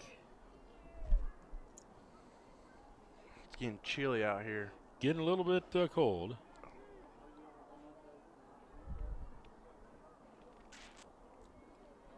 A 1-1 pitch. And it's a base hit into left field past the diving third baseman, Logan Lejeune. So leadoff man on.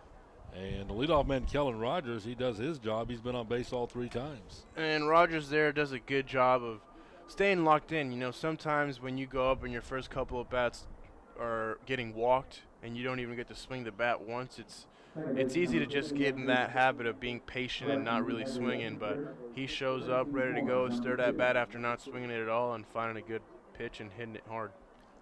Top half of the 6th inning. At the plate now is Andrew Page. Page tried to bunt his way on in the first inning. Bunted in the air to Logan Lejeune, who fired over to first to double up Rogers. He's also struck out. 1 ball, no strikes. 1-0 pitch on the way, swing and a miss. There goes the runner. Throw down to second base, and plenty of time for the put out. And that even looked like Hugh got a late throw on that. I think that was what was intended to be a delay steal, and Q just kind of hesitated a little bit, but just relied on his arm fully right there and threw a cannon to second and got him. Play wasn't even close. Rogers, first attempt of the year, caught stealing. 1 ball, 1 strike. There's a swing and a miss for strike 2 on Page with Martinez waiting on deck.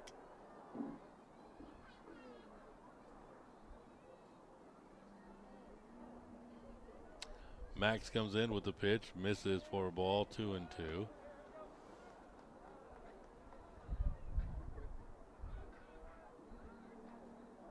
A 4-1 lead for Lamar here in the 6th inning. 2-2 pitch on the way, swing and a miss, strike 3. And something that a throwdown from a catcher does like that for a pitcher like Max, you know, you give up a hit to the first guy you face. That's a bummer. Okay, that sucks. But then you get your catcher pick you up and hose him out after a seemingly slow jump out of the box, and that just gets you so much confidence and it pumps you up. And I'm sure that Max feels good on the mound right now, knowing that he's back to nobody on with 2 outs. First pitch to Alex Martinez, catches the outside corner for a called strike. He popped out in the 1st inning, struck out in the 4th. 0-1 pitch on the way, fouled on the 3rd base side, 0-2. And that was that Bugs Bunny changeup in a great spot to throw it 0-1 after he just threw him a fastball. Changed his timing up a little bit, and now with 2 strikes, Martinez is up there probably wondering which pitch he's going to choose. Set for the 0-2. Popped up and out of play right side.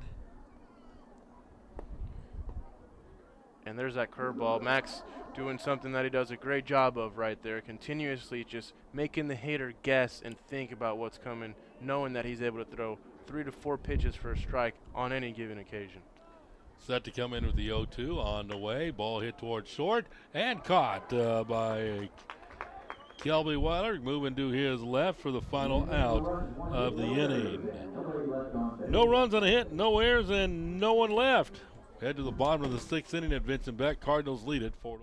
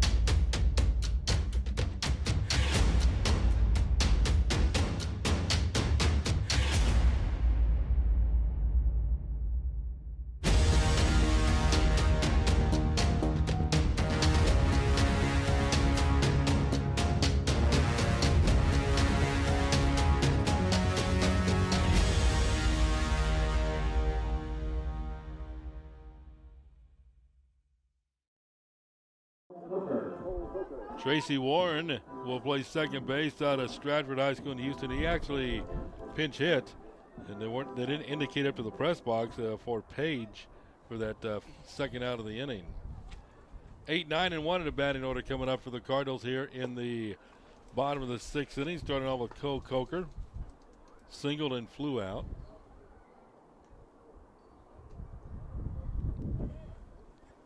One ball, no strikes.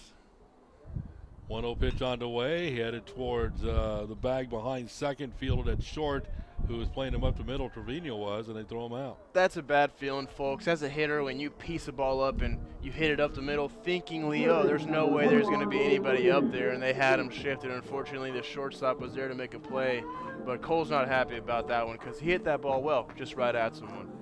Logan Lejeune reached on a fielder's choice and flew to center. Lamar, third baseman. First pitch swinging, sends it in the air. That ball's going to continue to carry out towards right center field and be in the gap off the wall. Lejeune rounding second, on his way to third. Here's the throw, slides in safely for a triple. He got it to that right center. That's where the wind's blowing. I'm thinking that's where the juice is tonight in right center. And off the barrel, I mean, I knew he hit it hard, but I didn't think it was going to go like that. And I guess Logan did. He's showing off his John Cena speed, no neck, looking like a Speedy Gonzalez, hauling to third base right there, and good piece of hitting going opposite field right there. Little John Cena there. Mm-hmm. Avery George, 1 for 3, singled, and grounded out the third a couple times, playing tight on the infield again. With a runner at third base, Lamar leads 4-1. Pitch on the way to Avery. It misses outside for a ball.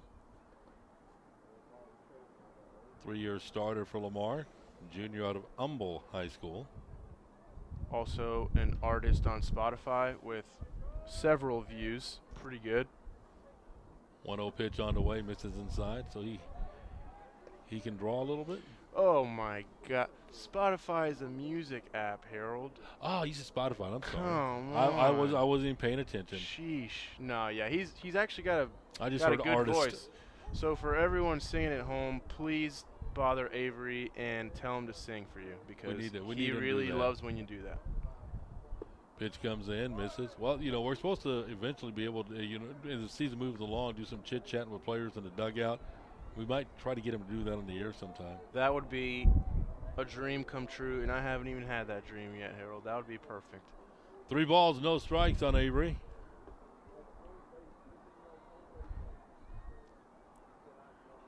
.30 pitch on the way, swinging, and gets a base hit. 3-0 swinging, gets a base hit to center to drive in a run.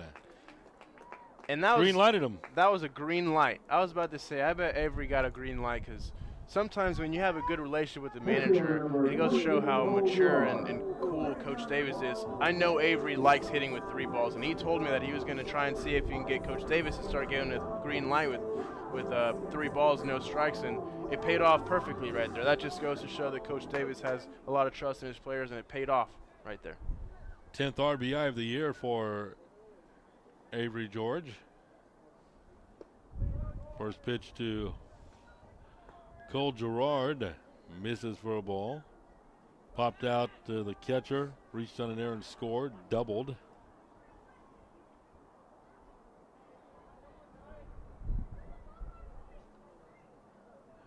.10 pitch is a ball hit into right field for a base hit. Avery George had to hold up, let the ball get by him so he wouldn't be struck by it. So the Cardinals with a ground out, a triple, a single, and a single.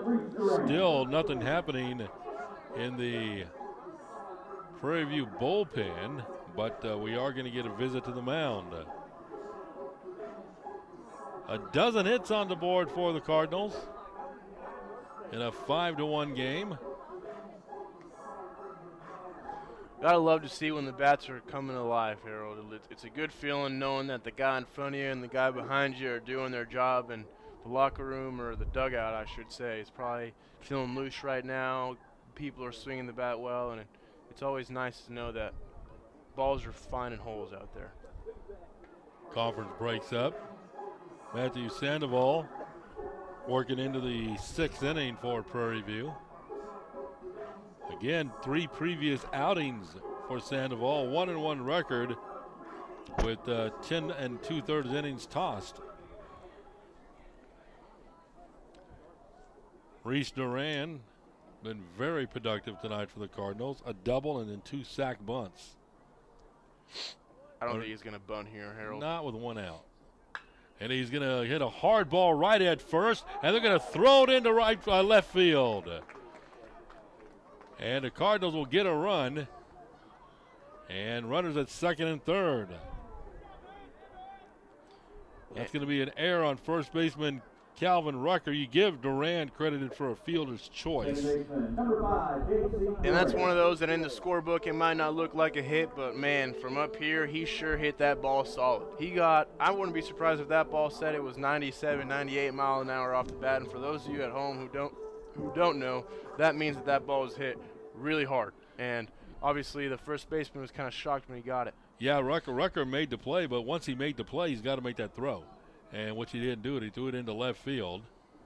And the Cardinals, with J.C. Correa at the plate, lead it now 6-1. Correa reached on a fielder's choice, flew out, reached on a fielder's choice, and scored. Ready for an 0-1 pitch to him. It's a ground ball to third, off the third baseman's glove. Another error on Prairie View. He was thinking about coming home with the throw. To third base goes Duran. And an error on Prairie View. That's 5 errors on them. I think something that the Cardinals are doing a good job of tonight is taking advantage of the mistakes. Oh, absolutely. Winning happens when the team takes advantage of their opponent's mistakes, and that's something that the Cards are doing here, and that's going to show on the scoreboard. And it's not something that's easy to do. You know, sometimes the other team's struggling, and you might not think that it's important to continue battling, but obviously the Cards are doing a good job of jumping on what the Panthers are giving them. There's a ball hit out towards center field. Duran's going to tag up, but that doesn't matter. The ball drops in for a base hit. Mendez tried to deke a little bit out there in center field as if he had that ball lined up, but it dropped in front of him for a base hit. It is 8-1. And that's one of those where you're appreciative that the wind's blowing in today. No wind, that might just be one of those F8s that we've seen a lot of, but Cam's fortunate that he got that off the end a little bit, and that fell right in front of the center fielder. Cardinals have opened up an 8-1 lead here in the bottom of the 6th inning. A Baker Dozen hits up there for the Cardinals with 13. Carrion steps in 3 for 3 with the 2 RBIs. And Q's feeling good at the plate, and it being his 4th at-bat of the night against Sandoval, I wouldn't be surprised if Q tries to hit something even harder than his last at-bat, which was a double off the center field fence. Now we're going to get some action in the Prairie View bullpen. 1-0 pitch on the way. Q's going to get another base hit. Rounding third, coming towards the plate. And not good communication out there, I don't think, by Prairie View, because shortstop Trevino cut that ball off and had no idea that J.C. Correa was coming around third. Yeah, it's kind of hard to say what happened right there, but I mean, heads up by J.C. being aggressive, knowing that those guys are kind of asleep and just taking that extra base. How about Q, 4 for 4 with 3 RBIs? I think just today, let me tell you, just today, he raised his average 80 points. Yeah, he came in hitting 262. Not a bad day for Q, I'd say. First pitch swinging is infield fly rule in foul territory as Kelby pops out. 2 down for Cole Coker, who started the inning off by grounding out. I think we're going to get him called back and get a pinch hitter coming in. Matt McDonald. Matt McDonald will be the pinch hitter. Matt is a transfer from Phoenix, Arizona. Went to Greenway High School out of Glendale Community College. Not sure if he's had an at-bat this year or not. He has. He's 0 for 1 this year. Hopefully get his first Division I hit of his career right here. Come on now, Matty. Cardinals have batted around, 10th player to hit in the inning. First pitch on the way to him. He's up there hacking, fouls it back to the screen. Gotta love to see to see that out of a guy coming off the bench. First pitch he sees all game, in a week or more so, just coming in, swinging aggressively. No balls, 1 strike.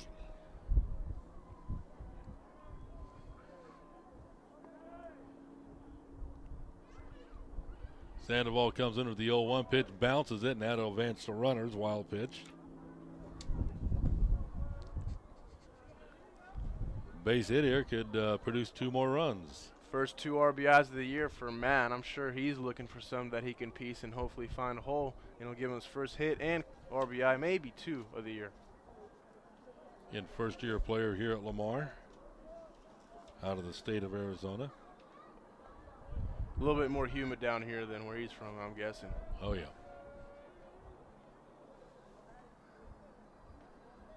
1-1 pitch on the way, fouled right back to the screen, 1-2. Are you cold? I'm pretty chilly. I'm not gonna lie. I'm not comfortable right now, but I'm trying to just keep my mind right and stay warm. I'm from Venezuela. You know, it's never gets below 85 down there. So this is Yeah, but you lived in Texas long enough. Don't put me in that situation, Harold. 1 ball, 2 strikes. Here's the 1-2 pitch on the way. There's a ground ball heading up the middle and is knocked down on the infield. That'll score 1 run and an RBI single for Mac McDonald off the bench. How about that? And you love to see it. You love to see it, especially from a guy like Matt. You know, super awesome guy on and off the field, really hard worker, and he gets his name called, and he's successful with his opportunity, and that's awesome. And another pinch hitter here is looking like Rhett McCall is going to come in for Logan Lejeune. So Rhett will step to the plate. He is a junior position player. He's a catcher from Mount Bellevue, Barbers Hill High School. Hitting 105 on the year. Cardinals lead 10-1. First pitch swinging is going to be a ground ball to short. Step on the bag for the final out of the inning. The Cardinals send 11 to the plate. Score 1, 2, 3, 4, 5 times. On 1, 2, 3, 4, 5 hits. No errors and.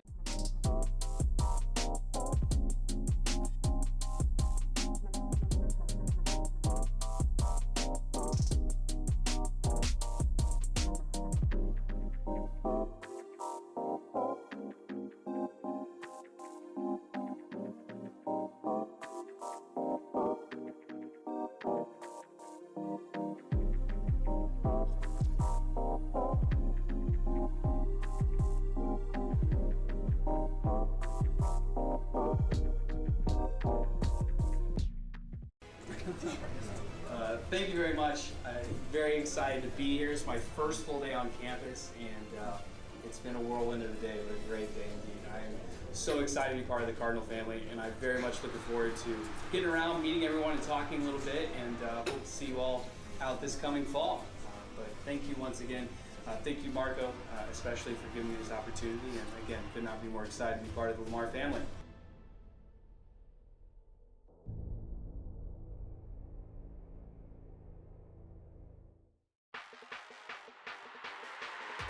The countdown to Katy has begun. The Southland Conference Basketball Tournament at the Merrill Center in Katy, Texas. Experience it live as Southland strong teams compete for a tournament title and a chance to go to the dance. It's affordable family fun and great college hoops action. Tickets for the Southland Conference Basketball Tournament are on sale through school ticket offices and Ticketmaster.com. Webster, New York.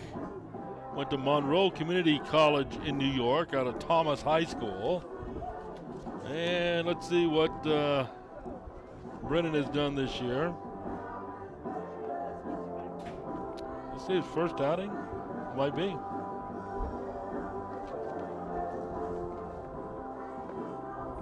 Looks like it is his first outing of the year.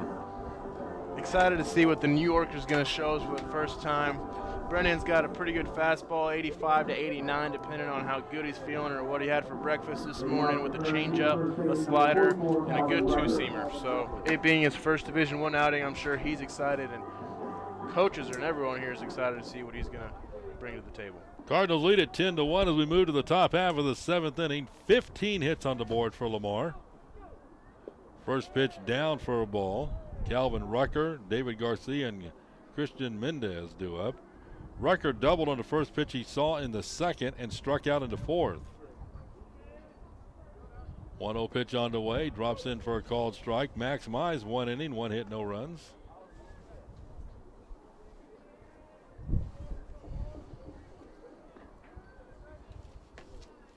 A little bit of everybody in on the action tonight for the Cardinals hitting, and that's what you like to see. Time called at home plate.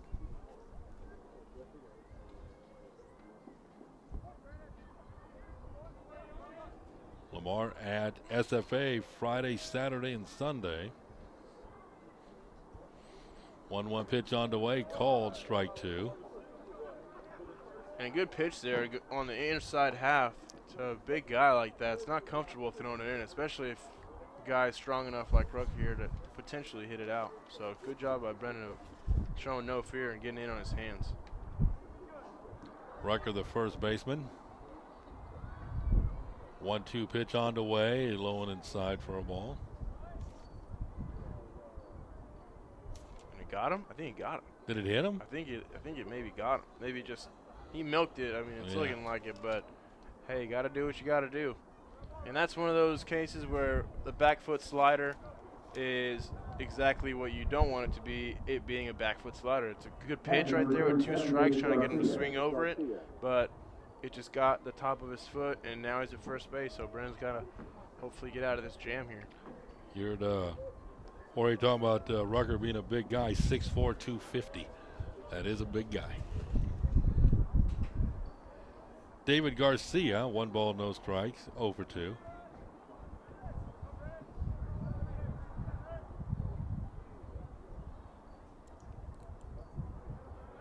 Brennan Smith ready to come in with a 1-0 pitch. Catches the inside corner for a called strike, 1-1.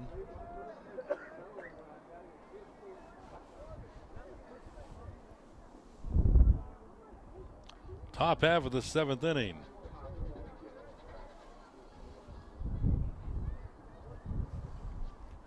There's a swing and a miss. And for someone like Brennan Smith, getting to work in his first appearance is also kind of an audition for him to let the coaches see what he can do. Oh, yeah, absolutely. As a coach, when you give a new guy a time to play, this is also a chance for them to stand out, put themselves in the radar.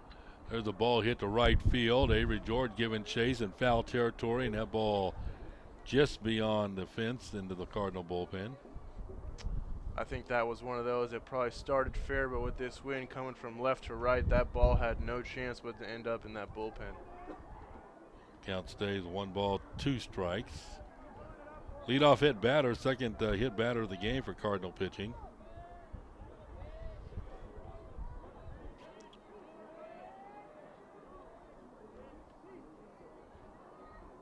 Ball hit out towards left center field, and actually towards center. Moving to his left to make the catch is Cole Girard. He had him shaded a little bit. Yeah, you see Cole Girard shaded there to right center field because sometimes coaches have different scouting reports on different guys or with different pitchers. Brennan, in the fall, he was one of those guys that right-handed hitters would never seem to pull the ball in the air off him, which is why you'll see Cole Girard and the rest of the outfield shade more towards right center and right field when right-hander is up to the plate. Christian Mendez grounded out in the second, walked, and scored Prairie View's only run in the 5th inning. Called strike on the first pitch, 1 on, 1 out. Defense would love an inning-ending double play here. I mean, it probably would have happened if you didn't just jinx it right there, Harold. Come on now. No, you never. It's baseball. You got to make the plays. You're right. Here it comes.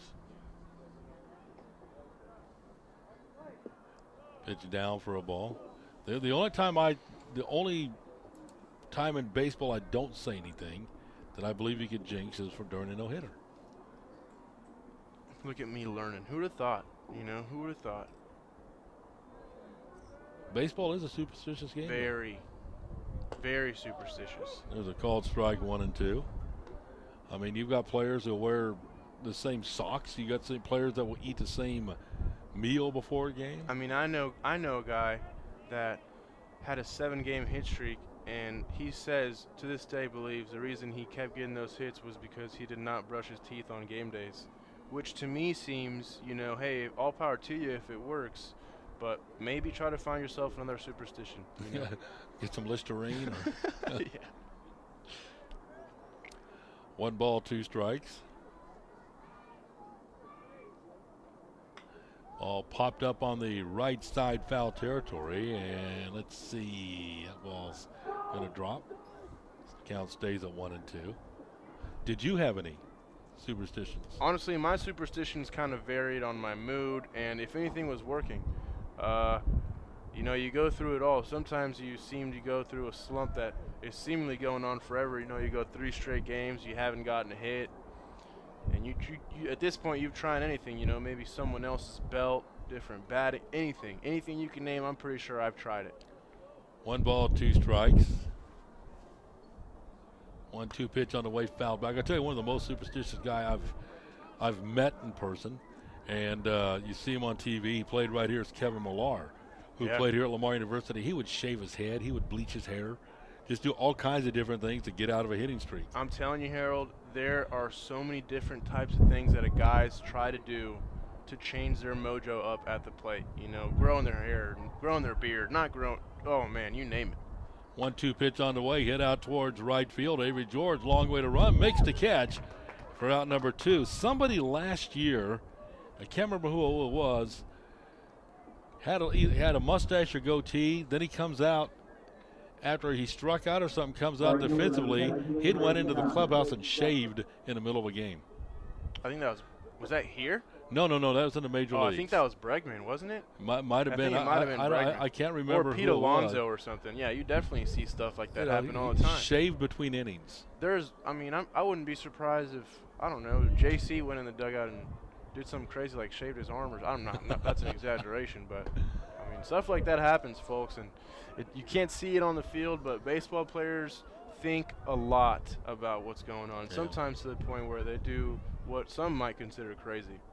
No balls, 1 strike on Johnson. He's 0 for 1 with a sack fly. He had the RBI. There's a ball down the right side, foul into the stands. 0-2.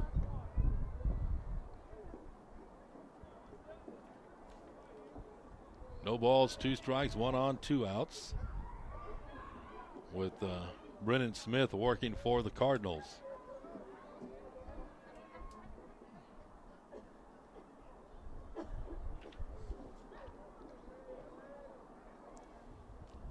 Smith ready for the 0-2 to Johnson.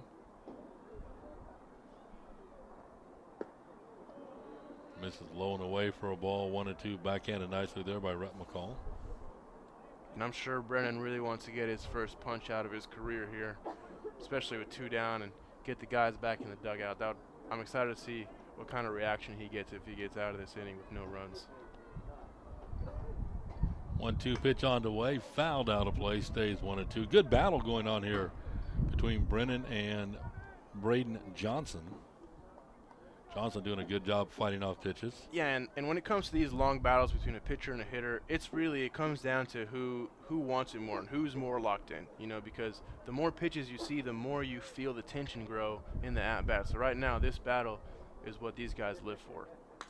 Ball will be popped up right side foul territory. Chase Kemp giving chase and will make the catch for the final out of the inning. No runs on no hits, no errors, 1 left. It's time to stand up, stretch them out. It's 7th inning stretch time at Vincent Beck with the Cardinals leading 10-1.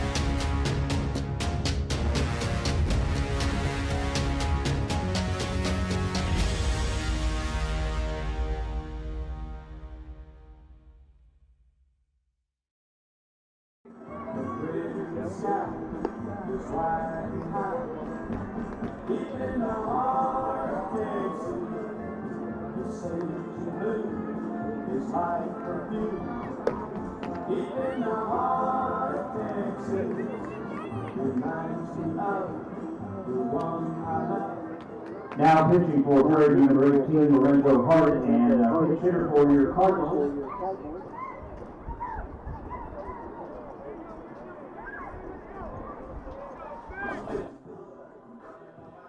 Here we go, bottom of the 7th inning. Batting for George, number 6, Drew Hardwine. Lorenzo Hart, the new pitcher in the ball game for Prairie View. And the Cardinals sitting a pinch hitter up and Drew Hardwine.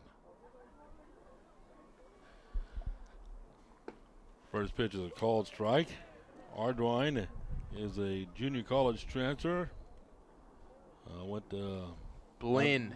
Blinn Junior College, but he's out of Moss Bluff over in Lake Charles, Sam Houston High.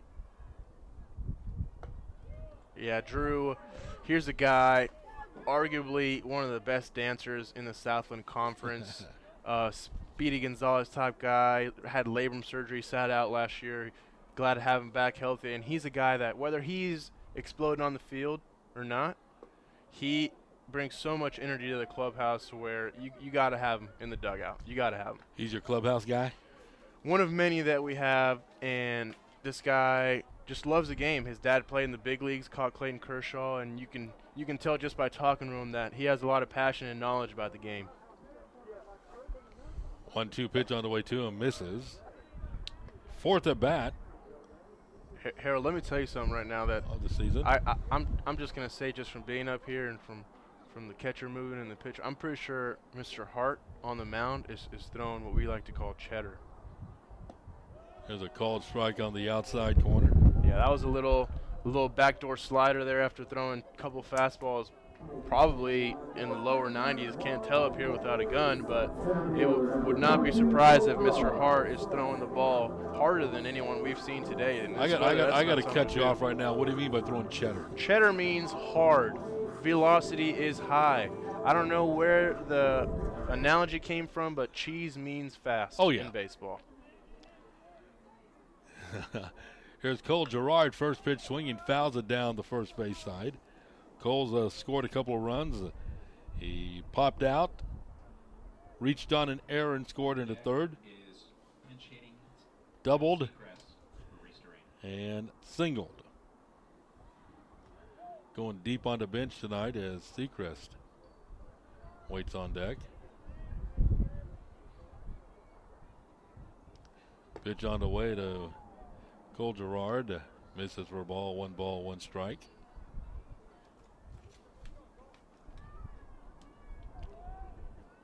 Lorenzo Hart is a junior out of Bel Air High School in Houston.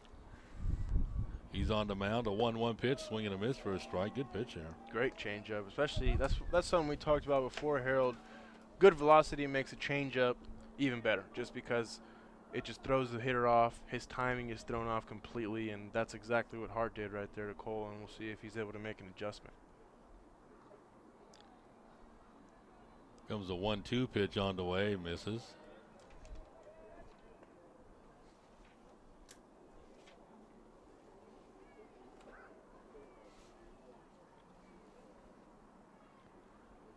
Two balls, 2 strikes. The 2-2 pitch lifted in the air, left side foul territory. Williams now comes back to fair territory to make the catch. Well, he came about 10 feet into foul territory, then went back. The wind blew it back fair. Oh, yeah, that wind definitely moved that ball quite a bit, and that's shown right there. Sometimes with this wind, it's kind of tough to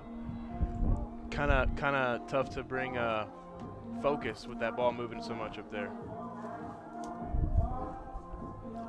Cole Seacrest will come to the plate.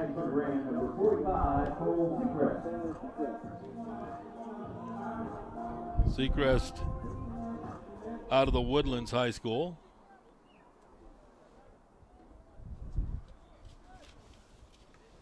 First pitch on the way to him is a swing and a miss. No balls, 1 strike. Several pinch hitters late in this ball game for the Cardinals with a 10-1 lead here in the bottom half of the 7th inning. Swing and a miss. Big inning for the Cardinals, a 6-run 6, where the Cardinals sent 11 men to the plate.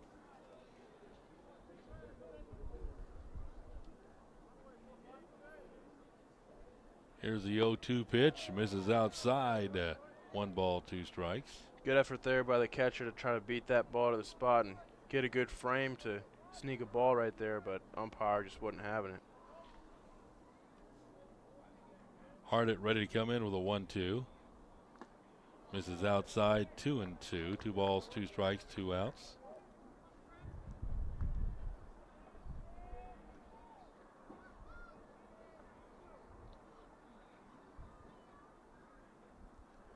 Matthew Sandoval got the start for Prairie, went 6 innings, gave up those 15 hits and 10 runs. There's a swing and a miss to end the inning. 7th inning, no runs, no hits, no errors, no one left aboard.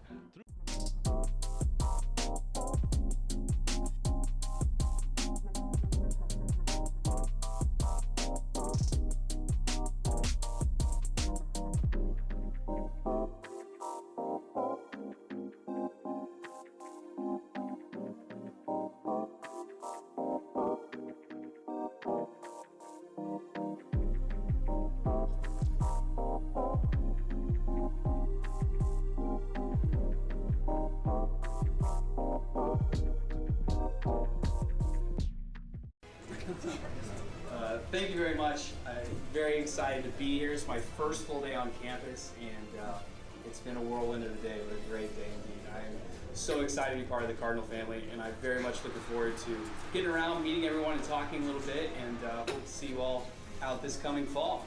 But thank you once again. Thank you, Marco, especially for giving me this opportunity, and again, could not be more excited to be part of the Lamar family.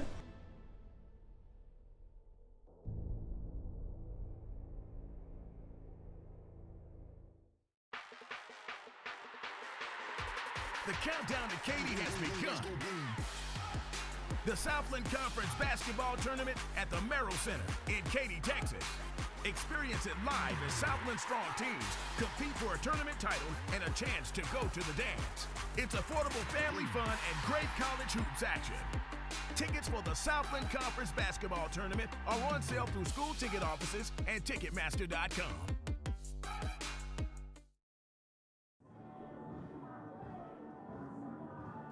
Changes for the Cardinals. Drew Hardwine's out in left field. Cole Sechrist in right. New pitch in the ball game is Joe Buckendorf. What can you tell about him? I can tell you a lot about Joe Buck. Here's a guy who had Tommy John a couple of years ago. Sat out last season. Transferred from a community college in Oklahoma. Got a fastball, 88 to 91. A good hard curveball, a slider more like a cutter, and a changeup. Joe Buck's a tall, lanky dude. Scouts like what he brings to the table. You know, got the physicality of a pitcher, knows how to pitch, and I'm sure he's excited to come out here first outing at home. Out of Heritage Hall High School in Oklahoma City, went up to Dodge City Community College in Kansas, and now on the mound for the Cardinals. And let's see, this is his first appearance as well. Yeah, and what people might not know about Joe, if baseball doesn't work out, I believe he wants to be an Abercrombie & Fitch model. So hopefully that's something that works out for him in the future. Going to try to style it? I could be his agent or something. Who knows? We'll see. 1 ball, no strikes on Zach Trevino. Trevino 0 for 1 with a sac fly. He drove in the run in the 5th inning with a fly out to right.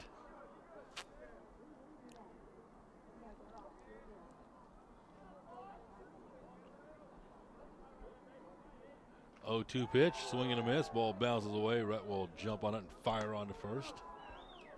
It's good way to to see start that. your college career. Pretty good way to start your D1 outing by Joe Buckendorf, you know, just coming out and pounding the zone, not trying to do too much. Here's a guy who looks like he could throw 99 with his physique, but he's just sticking with 89, 92, spot in the zone and just seeing what the hitters are going to take from him and just taking advantage of the big strike zone.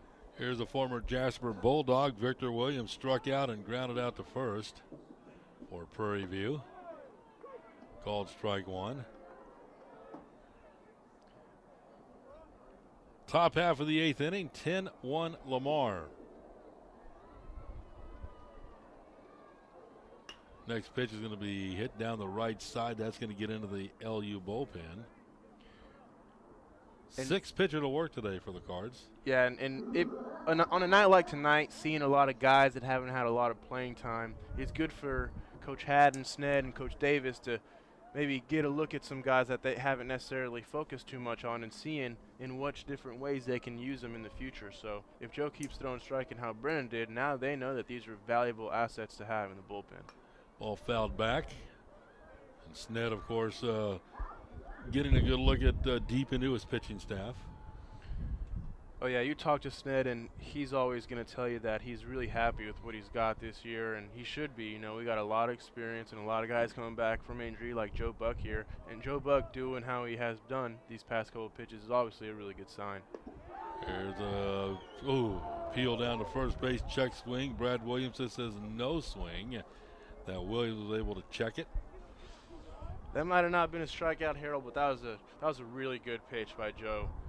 Almost got him a chase, not low enough, but you tip your cap because that's exactly what you want to do with that pitch. There's a bender for a called strike 3. Back-to-back strikeouts to start the 8th inning here. As Sean Snedeker will go to the mound. And the Cardinals are going to go to the bullpen. Good outing there. You know, Joe got some work in there. He faced 2 hitters and struck them both out. He's got a good welcome committee at the dugout. Oh, and you love that, and I'm sure all the guys in the dugout are going to give him a big ovation because he's been waiting a while to come out here and pitch, and coming to the mound is another guy who's been waiting quite a while to finally compete in a game, in Chet Jones. Chet Jones is the next pitcher up. Can you tell us about Chet? Yeah, Chet's a guy who pitched for Lamar a couple of years ago. Last fall, needed Tommy John surgery on his arm, so he sat out last season. But this is a guy with really, really good stuff. I mean, easy release, hard 80s, low 90s, a really good curveball, a really good changeup, and he might not.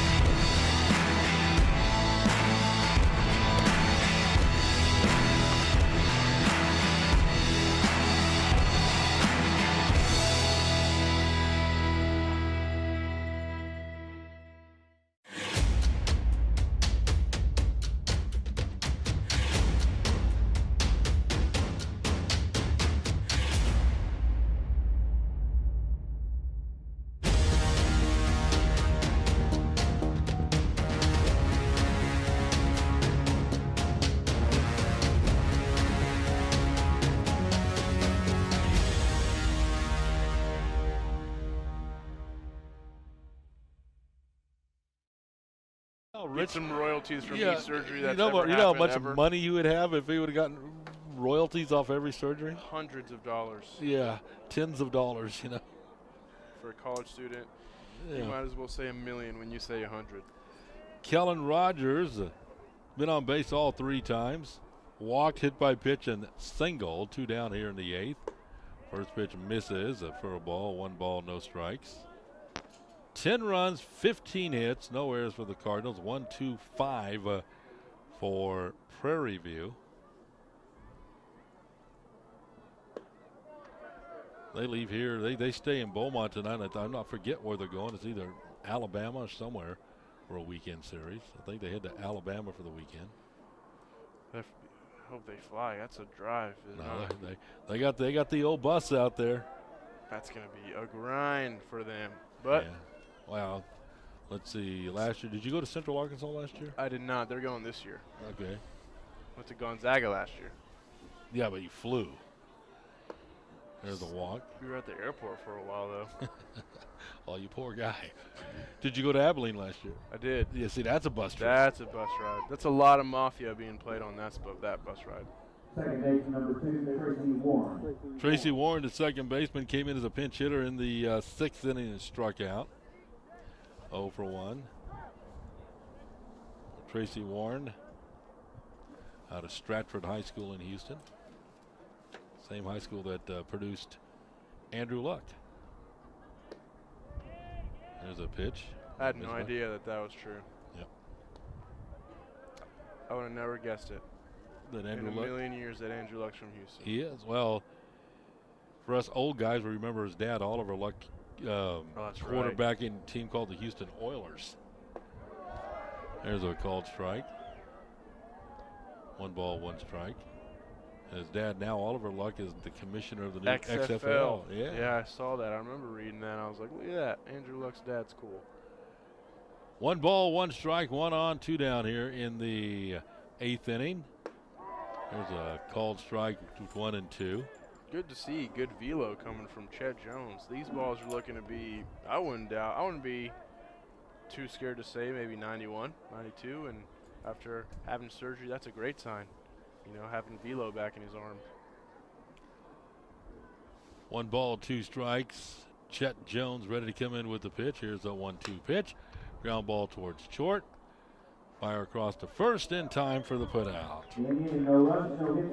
No runs, no hits, no errors. 1 left. Has the bottom of the 8th inning at Vincent Beck. Cards lead it.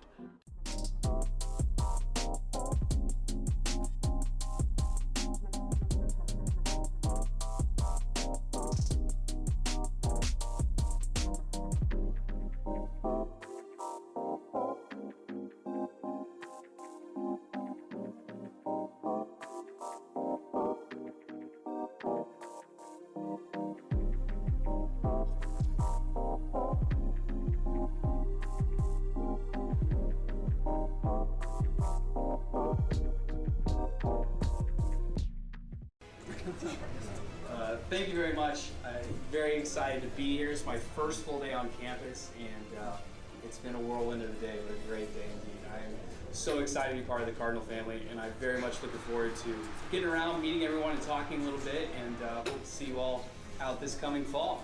But thank you once again. Thank you, Marco, especially for giving me this opportunity, and again, could not be more excited to be part of the Lamar family.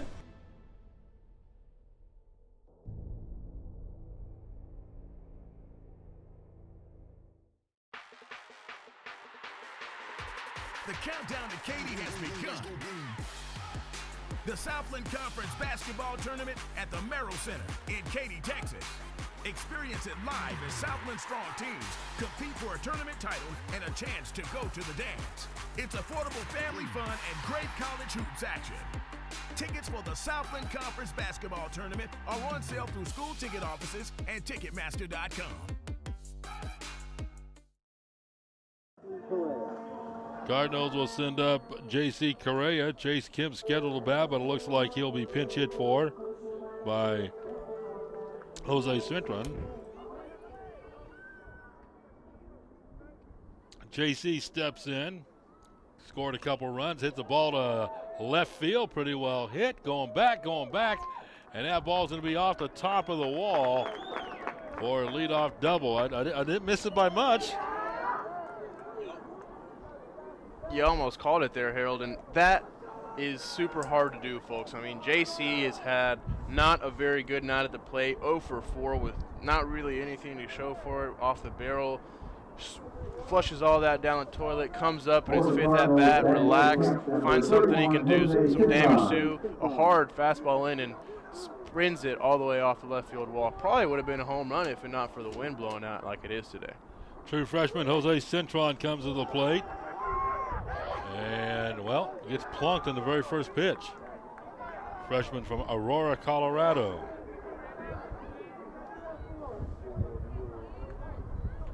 So, Cardinals lead at 10-1. Runner at second, runner at first. Third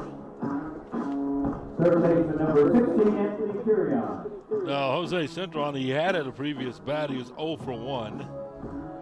Still 0 for 1, but with a hit batter. Third baseman Anthony Carrion steps in for the Cardinals. Rolls it down to third base side, and that ball's going to be an infield single.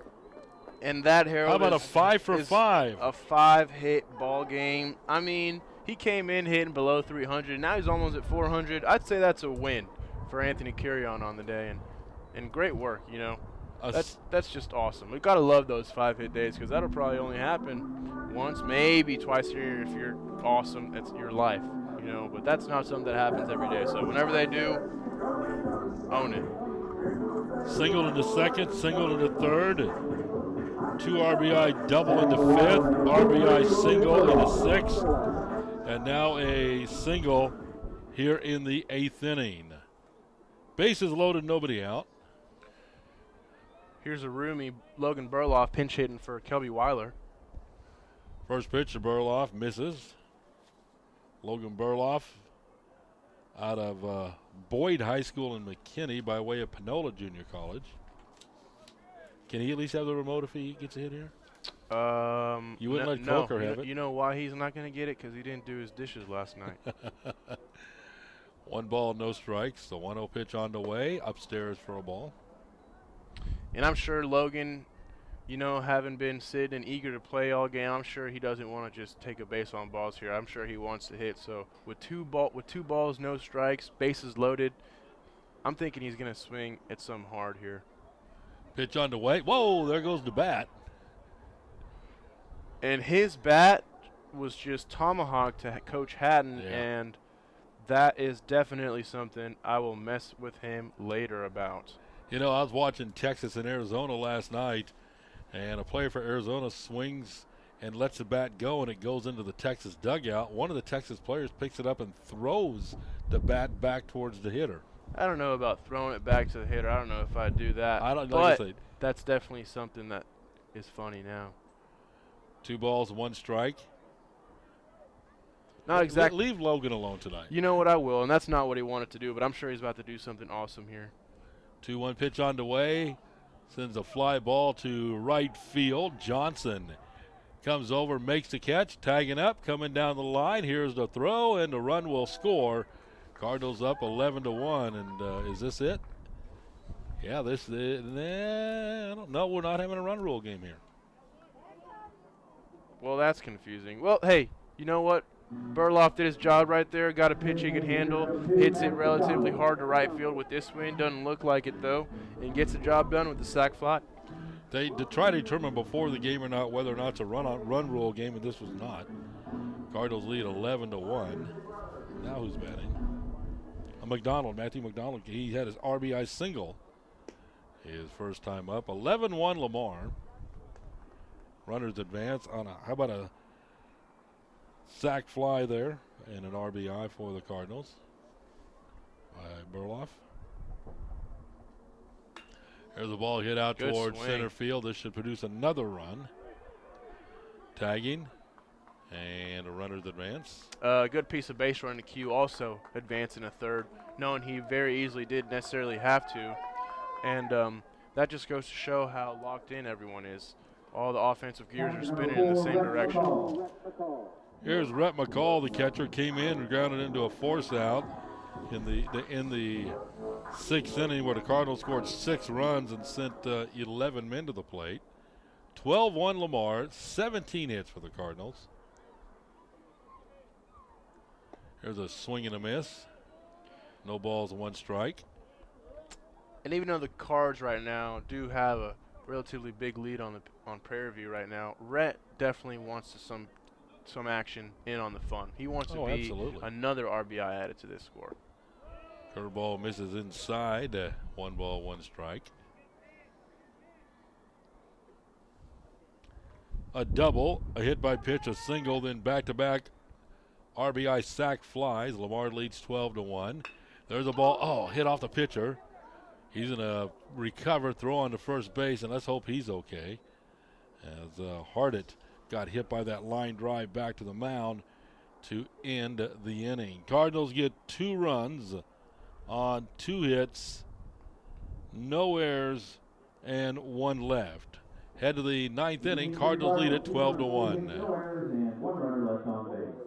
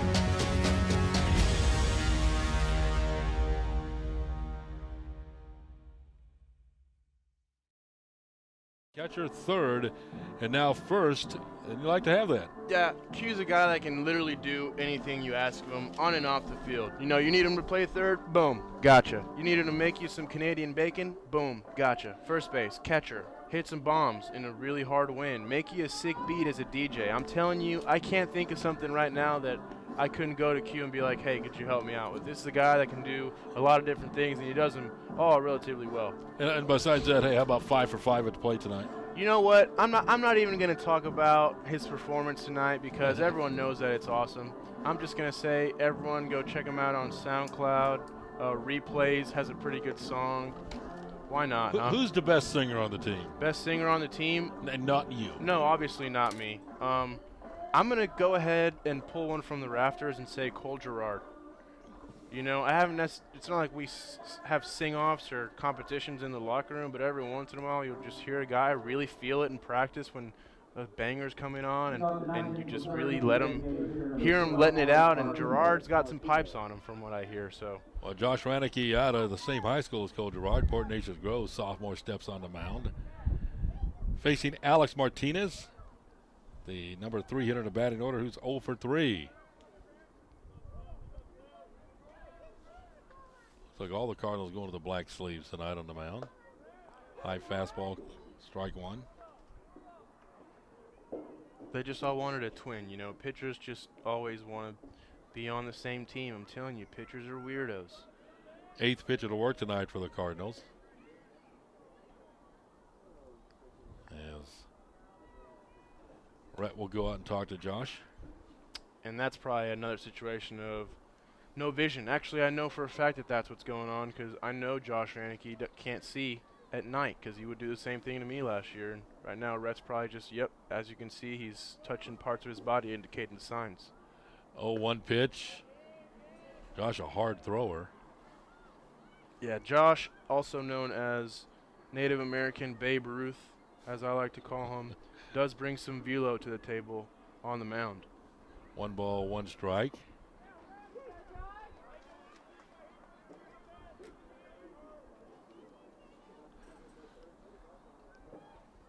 See if Josh gets his first strikeout of the night here. Comes the 1-2 pitch on the way, hit out towards left field. And that'll be caught out in left field by Drew Andron. I'm sorry. Drew Andron doing a good job there of seeing the ball and doing what outfielders do and just catching a can of corn. You know, I never really understood why they called it a can of corn, but Drew did a good job of catching that one. And another arm coming out of the pen. Gonna get the 9th pitcher to work for the Cardinals. Mitchell Lee. Another sidewinder. Transfer from Tyler Junior College, I believe, if I'm not mistaken. Redshirt junior. here's a guy who is big, you know, big-hearted, big energy, but sidearm guy. So right away you think he's got something in the table that a lot of people don't. Here's a guy who's going to throw a lot of fastballs from side down under, as he likes to say, a slider, a curveball that he'll every once in a while mix in from over the top. But more than anything, what Mitch brings to the mound is just he kind of walks around like an ogre up there. You'll see it. He pitches it, and then he do a little spin move, and he'll walk around. I don't even know how to describe it. Monstery like.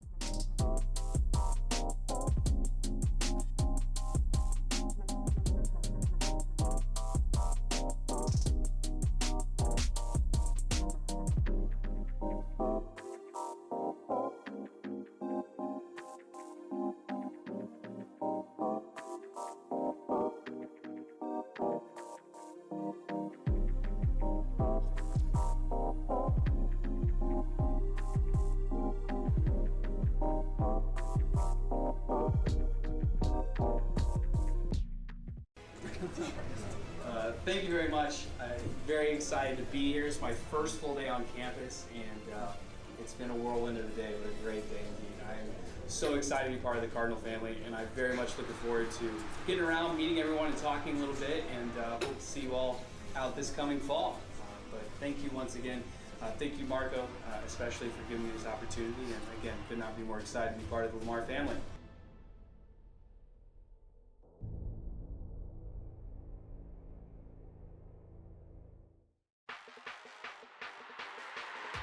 The countdown to Katy has begun. The Southland Conference basketball tournament at the Hydorn, sophomore from Pearland. Uh-oh, the dirty P. Ooh, pitches inside for a ball. Sure, I'm not sure if he's a Pearland Dawson guy or a Pearland High guy. Just has him down from Pearland and went to Frontier Junior College. Doesn't say what high school he went to. Hydorn. I think I know that last name. One ball. Look at the ones on there. Number 11. One ball, one strike, one out. Yahtzee. Yes. Fouled out of play. 1 and 2. Behemoth on the mound, as many of the guys like to call him on the team, is known for wearing medium-sized pants, and that's why his legs look as muscular as they do, just because here's a guy who likes wearing his pants tight, I guess. 1-2 pitch. Look at that bender. Strike 3 for the second out of the inning. That was a joke, by the way, people. I don't think he wears medium-sized pants. I'm just messing with him because he's a good guy. And he does his job with a third. You know, you see one guy and strike him out, call it a night, sit down, drink some Gatorade, get some rest, do your arm care. Good job, Mitchell Lee. Getting a handshake from Sean Snedeker and glove taps from his entire infield. We're going to get a pitching change. And I like this. He's gonna wait for his reliever to come out of the bullpen. His reliever being the chili cook-off So we had the champion. chili guys. There you go. I think that's exactly what's going on here. Sned knew about the chili off, so I bet he just got the second place / loser of the chili off to set up the champion, John Altman, right-handed pitcher. Out of A&M Consolidated High School and College Station by way of Paris Junior College. So how many judges were there in the chili cook-off? It was a vote. I mean, I think there was about 23 of us there, and we all had a vote. Wow. I don't exactly remember the exact score. I think it might have been something like 17-6. But it was a lot closer than what the score will indicate, you know? So, but I'm sure that John's going to take that confidence he got from that win Sunday night in the chili off and bring it today and use it on the mound. Altman, by the way, making his second appearance. He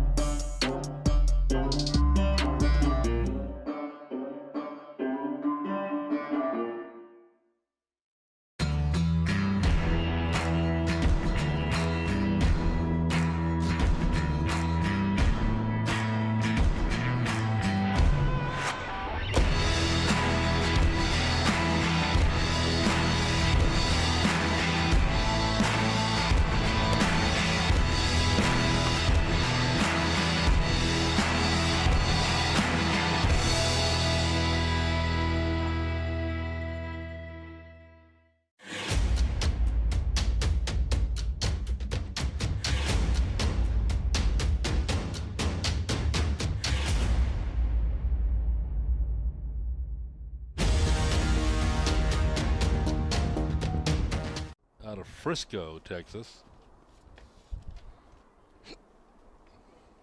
Steps in here.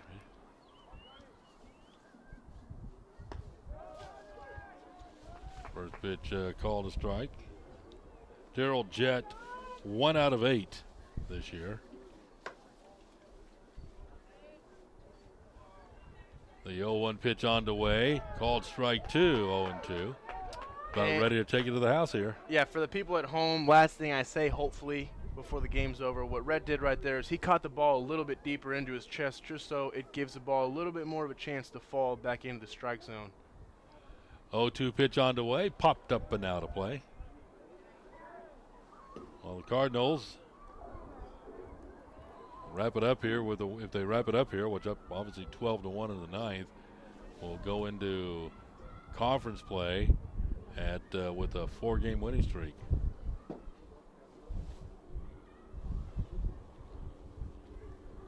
Like you like a catcher, you give him fastball, the fastball. 1 fastball, 2 curve, 3 slider, wiggle change. Usually, however, those things change sometimes. 0-2 pitch on the way, misses outside for a ball, 1-2. A good spot to miss right there with 2 strikes. Trying to get one of those get me over sliders, see if he'll chase to end the game, but he did a good job of holding up there. Comes the 1-2 pitch, called strike 3. There's your ball game.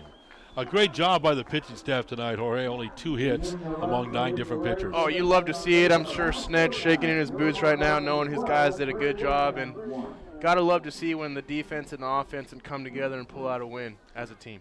Cardinals 12 runs, 17 hits, no errors, 1-2-5 for the Prairie View Panthers. Jorge, we'll see you in about a week when McNeese State comes calling. Can't wait. Looking forward to it already. All right, 12-1, Cardinals win it. For Jorge Gutierrez, I'm Harold Mann. Good night, and Peckham Cards.